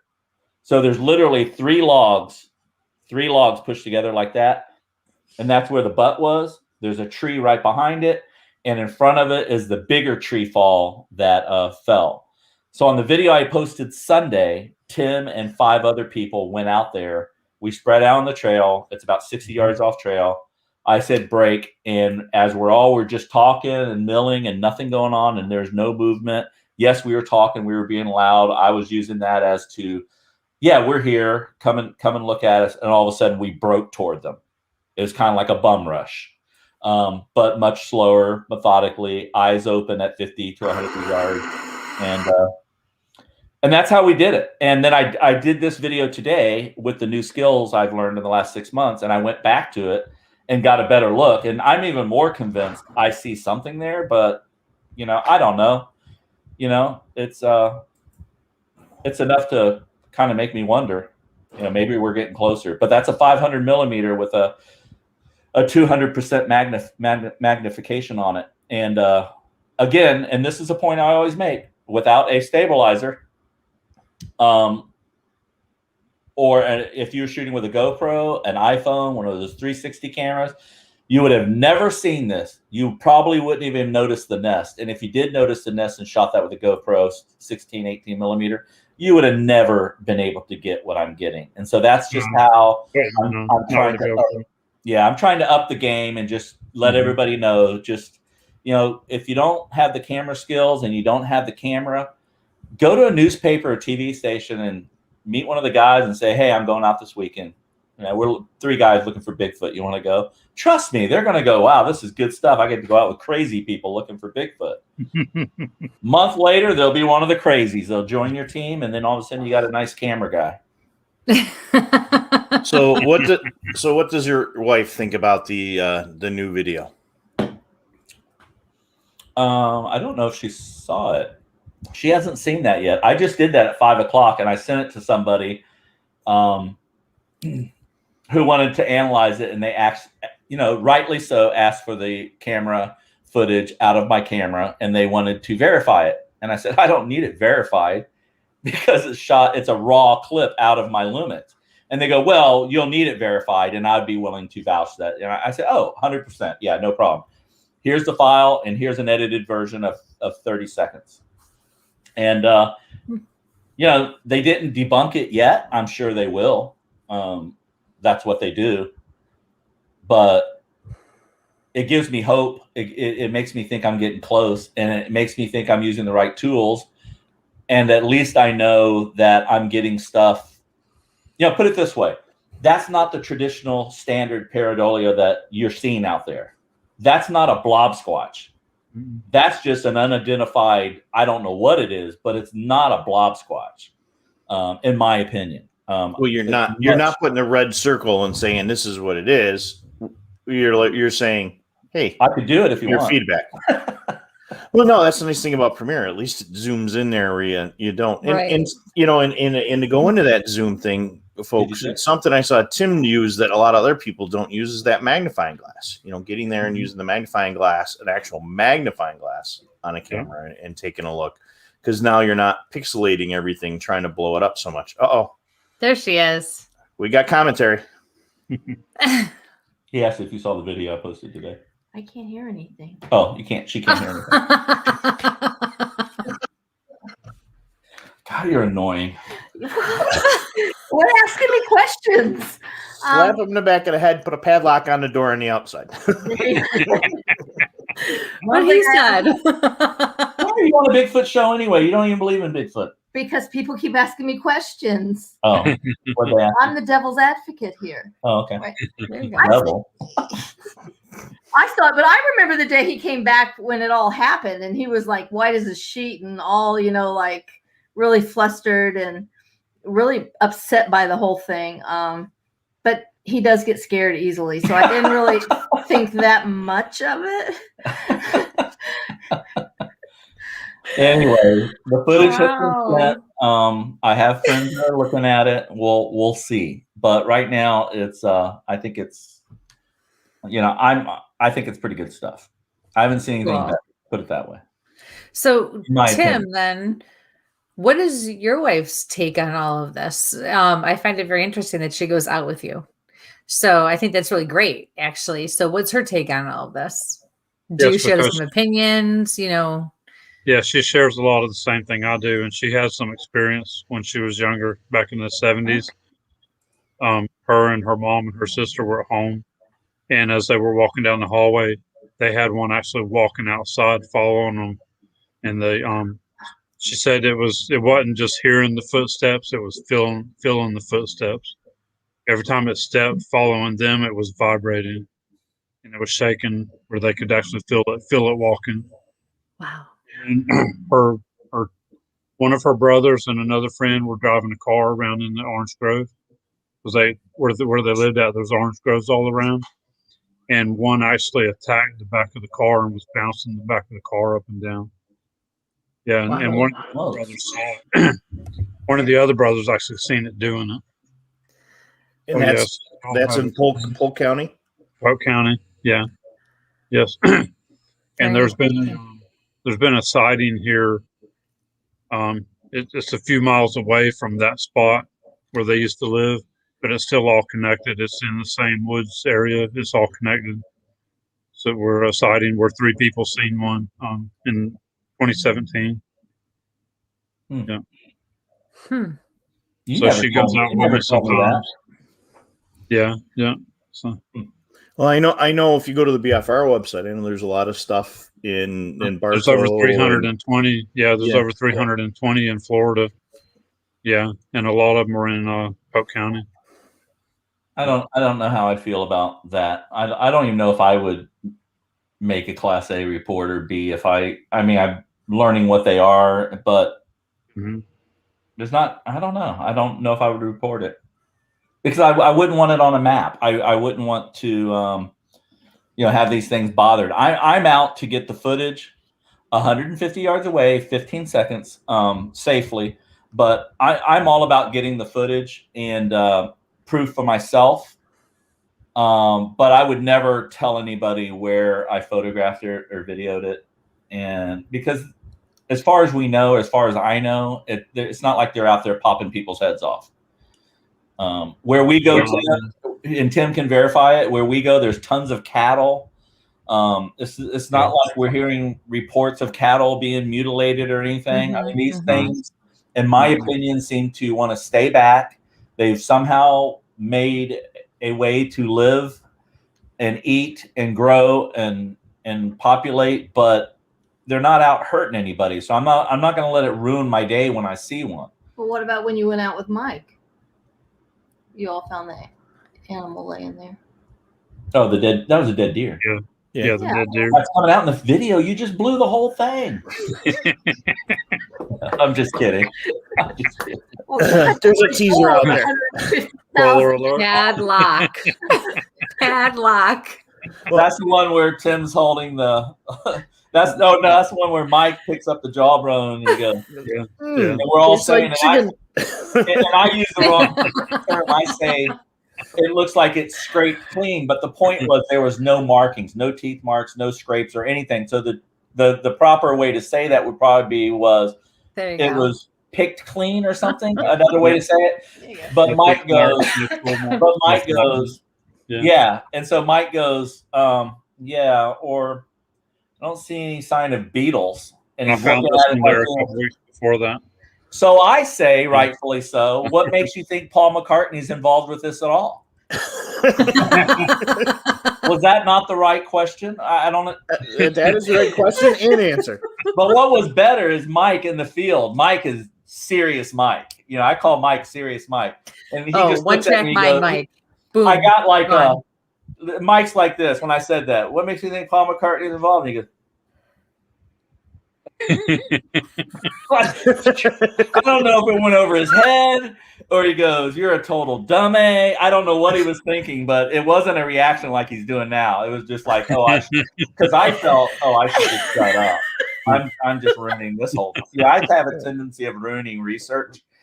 No, there's a meme I saw today. I know it's been out there. It just reminded me that they've got like two guys on either side of a Bigfoot costume, and they got their front arms zip it, and there's Elvis with an alien on its head, and like, see, I told you it was a hoax.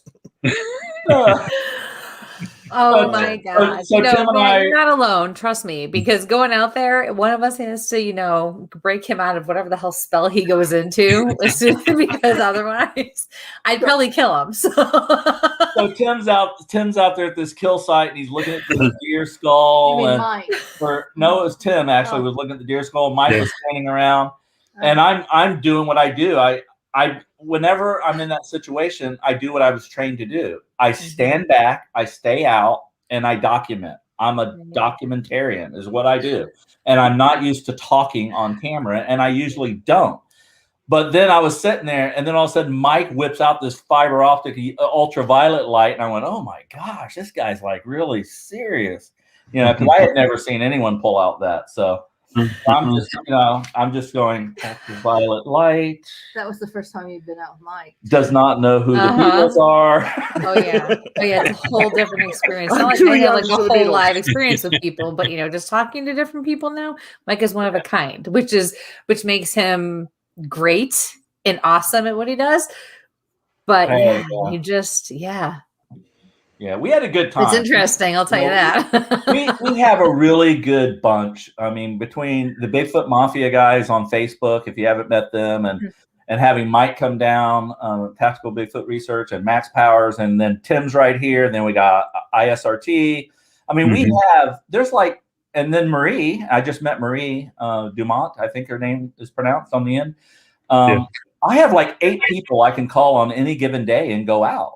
And that's what I did Sunday. I said, "Hey, I did a group text like we were doing, Mike." I said, "Anybody want to go out?" 6 people show up to go back to the nest and see what was going on. That's great. And by the way, it was totally decimated. Now, how do you say, by weather or water breakdown or just maybe human assistance? No, it looked natural, wouldn't you say, Tim? Yeah, I would say weather. Yeah. But it was blown apart. It looked like a grenade hit it, and just there's pieces of sticks everywhere. So I don't know if Stan and I went back and then they saw us messing with it. And then, 4 months later, we go back as a group Sunday and it's just all apart. But it did enable me to sit in the seat that I'm calling the seat, in my opinion, and with my back exactly there. And what I realized is I was so low that I couldn't even see over what was left of what was there. So what I'm saying, if my head was here, this thing was at least 3 feet above my head. Just by me sitting there, I come to that conclusion. And I could see exactly the tree because there was a major break I shot that from. And it's probably about 60 yards away, 60, 70 yards away, as you can see from the zoom pull out. So, it was creepy. It was creepy. So what is the creepiest thing you guys have seen out there? I think the movement, Tim and I caught at a location where, again, I didn't see that we just showed either, but Tim and I were together going into the area exactly where we took you, and I caught movement. And when Tim saw my movement, he went back and checked his body cam and his iPhone footage, and he caught movement before my movement. And so we were able to see the distance of the movement. And what scared us is the speed. You hear stories about these things are fast. And I'm like, yeah, whatever. They can't be that fast. This thing was fast. This thing was creepy. Like fast, yeah. Superman. It's like everything you see in the movies when you see Superman dart and catch Lois Lane, from 40 feet away. It was that fast. Yeah. And I caught it just for a second go by. And when I posted it on my channel, people were saying, "Oh, it's a bird. It's a bird." So, and that's going to be shown again in the video that comes out with you, Mike, because when we go there, I say, I'm whispering to you saying, "A couple months ago, we caught movement." And then I do an insert and I show the movement. But 10 minutes after that, we caught this thing out in the swamp, and Tim went back and did an investigation. We got an eyeball looking at us. To me, it looks like a cat. And Tim, you can say what you think. Yeah, I believe it was a Sasquatch, because I went back in there where it was, and it was taller than me. It was at least as tall as me, or a little bit taller. And where it was standing, it would have been in ankle deep water. And there's no branches there that would have held an animal. At least nothing of that size. It wouldn't have held it up. Yeah. And I believe it was in a makeshift blind. It had tree limbs that had pulled down, and they would sit behind that and watch the hogs and deer come in there and feed. Wow. Yeah. There's a lot of hog rooting in there. And you got that big buck skull from that same location. Right there, yeah. As I was walking in to where it was standing. And it was within 20 feet of where that thing was standing, where I found the deer skull, the buck. Yeah. Yeah. Every time Tim has gone back there, there's been another kill. Yeah. And the kill, you were there, Mike, where we found a complete rib cage and hindquarters ripped off from like the hips. Mm-hmm. Yep. Going all the way down the leg, showing the hoof. One was 20 feet this way. Another one was 15 feet the other way. And no other animals in the area would do that.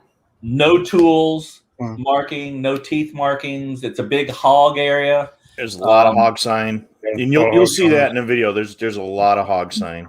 Yeah. Why don't you guys talk about that video? Because we're almost out of time. It's almost 10 o'clock already. So I want to make sure you guys talk about that video. Can you believe it? No, we could chat forever. We could chat forever, but we have like 7 minutes left. We have coyotes here. And if coyotes had found it dead, or if they'd have killed it, they could have ripped the legs off. But then there would have been a lot of teeth marks on it. Okay. There were no teeth marks at all. Yeah. Really interesting.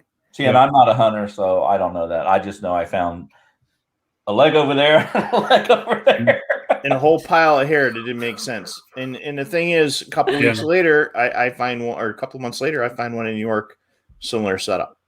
Mm-hmm. And then miles away, we find a bag of heavy bones, and it was just weird. So just the comparison is really there. Matt, you've got you've got a trailer up on your site. Is there, trying to find it quick. I don't know if you've got that link quicker than I've got, that we can just drop it in the chat. Oh, I see what you're saying. Yeah, let me go to I do. I'll bring up the one with you here. Goody. We get to see Mike's face again. I may have cut out the T's here. Hold on. Okay, let me go down. It's right. Bigfoot Anonymous, where's your talk going to be? That might kind of be interesting. Kristie, I know, is in the horror stuff. He's doing a 2-hour talk on sci-fi horror. Oh, very cool.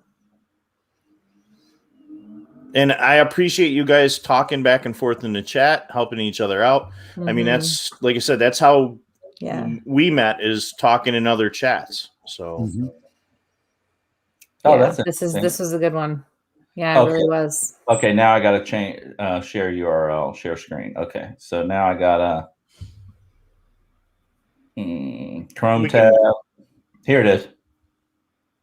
Share audio. Oh yeah, look at me reminding to do that. Okay, there we go. Whoop. That's not it. Why is it? Oh, there we go. All right. Now, can I? Nope. You got to share it from your side. I do. Okay. Let me. Yep. It's weird. The file we can. Sorry.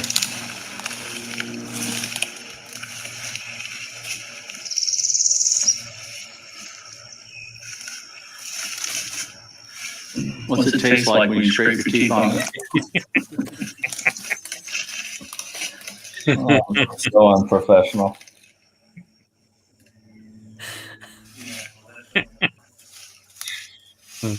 I don't know if I heard him say that or not when he said that.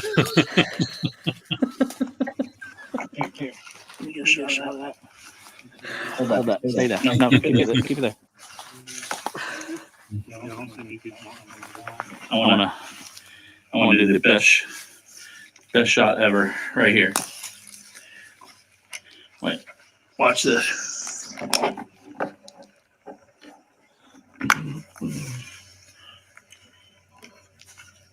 Oh, yes. That was pretty cool. Yeah, it is. Yeah. And the ability to have that bridge camera. Yeah. You know. That's a gimbal.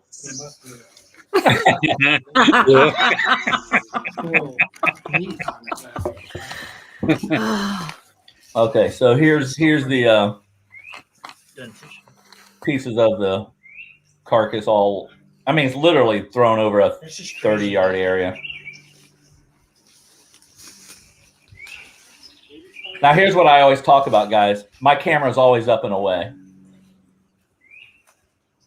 Oh, we get Mike in close up. Look at that.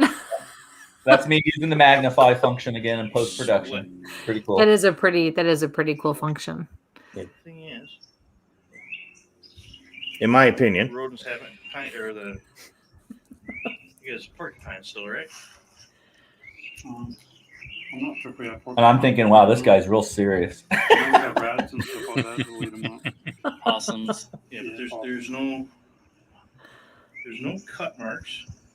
And I don't see any. But yeah, it's scraped clean.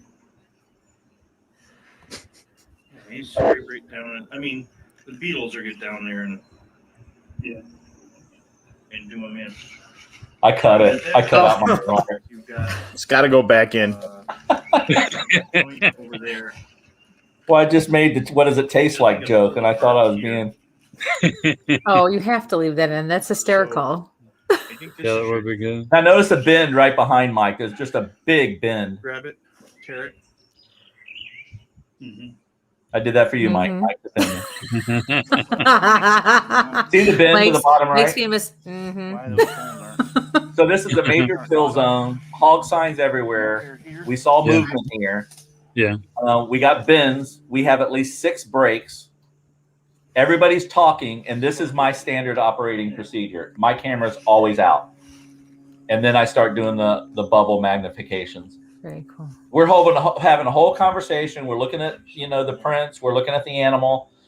And get yourself a good UV light. This is Mike with the UV light. I'm getting a lot of audio right there, too, in that spot. I've been putting my audio recorder out and swapping it out. Really? So I got them speaking the language. I got them grunting, howls, stuff like that right there. So notice the Lumix went from close-up mode all the way to, from wide mode to close-up. Yeah. And the focus wasn't even at camp an issue. The kill, it tears that leg off or breaks that leg off and it's down. But, it just really shows emotions. They were put on hold by time. But at Clarence Bridal Weekend at a Verbo Beach House. It just really shows the importance of the stabilization on that. And I'm going to drop that YouTube link into there. The other nice thing, guys, if you got the question about the cameras and the gimbals, if you go to Matt's YouTube pages, when he talks about that stuff, he's got those links right in there. So you can actually see what gear he's using. So yeah, it's there. Like I said, I put the links in there. Wow, it's 10 o'clock. We've got so much stuff. My problem is trying to figure out where we should go with you guys tonight. Please share this with your other friends. Yeah. We're out there. We didn't even get into Kristie's analysis from the medium side of. We're just gonna have to bring them back. We're gonna have to schedule them before we let them go. That's all. Yeah, that sounds good. Part 2. I told you the gimbal part 2.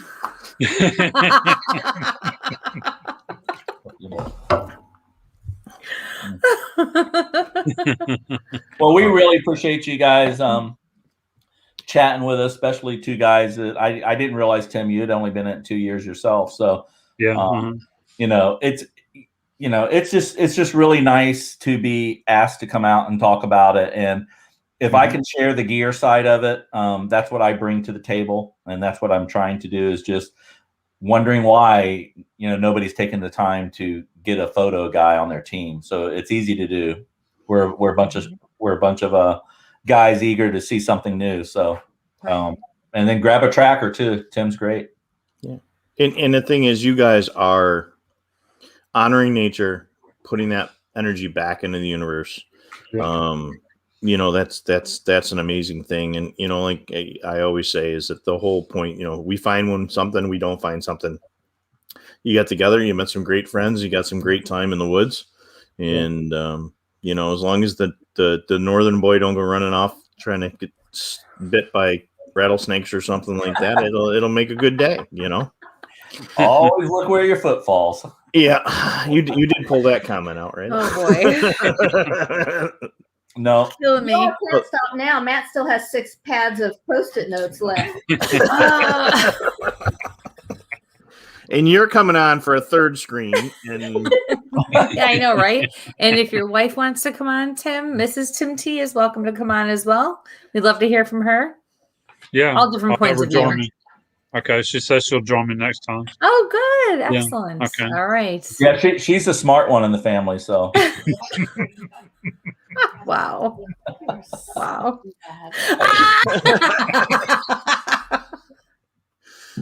Well, enough for professional Bigfooters, right? Oh, wow. Well, it's been a real pleasure having both of you and just hearing everyone's point of view and the different, you know, ideas, you know, and opinions and feelings on why things should be, you know, certain ways and why not. And just everything you've learned along the way, yourselves. It's great. So we really appreciate it. And we definitely need to have you back because this is just the first half. We got just scratch the surface. So much more. Yeah, there's a lot more. Yeah. So, all right, you guys. I should have come out in a week. So, and Kristie, have you looked over any of the emails I sent you? A couple I was able to open. This week was just hectic, busy. It was birthday weekend for my daughter, so you know my attention was also. Oh yeah, so I just wondered about that. Yeah, now it'll be back to business. But a couple I was able to open and start looking at, but I will be looking at the rest this week. So, well, hopefully, because not to get ready for a trip. So, but yes, I promise I will get there. Okay, good. Oh yeah, for sure. Yeah, I'm excited. I don't like to, you know what happens? I open stuff up last second. I think I can just at least check it out. And then I forget I have it. And then it sits in my email. And I don't think about it again. So I know if I leave it unopened, I'm good because then I'll go back to it when I have time and I can focus on it. Oh, yeah. I'm just all over the place. I have a similar thing with all my video because I'm doing so much video. And then if I look at one and it's hard to figure out where it was and go back and look at it again. Yep. Yeah. See, you know. I do, yeah. Good. Wow. Okay. Well, thank you so much, everybody out there. And thank you, gentlemen. And Rebecca. Thank you. Always a pleasure. All right. I'm going to pull you guys to the feed. Thanks, guys. Right, thank you, guys. Thank you. Thank you. And everybody in chat, thank you. So yeah, these guys are awesome. Please like, share, subscribe, go over and look at their channels because they've got some great information. Bigfoot Anonymous, I've got to figure out exactly when that Florida conference is. If it's near when I usually come down for my 2-week investigation time, I will try to make it to that conference. Check out this weekend, guys. We will be live from a couple different locations as long as I can get signal. As long as he doesn't expect me to sit and still in one place, you know, because, you know, spirit, you know, doesn't like to be told to stay in one spot. Oh, no. I bought this giant floodlight I can just plug in and it'll blow up the whole room, hopefully. So, yeah. And I have my gimbal so we can run. Yes. So. All right. Thank you all, guys. Yeah. Next week's a reading show. Please make sure you spread the word, pass it on.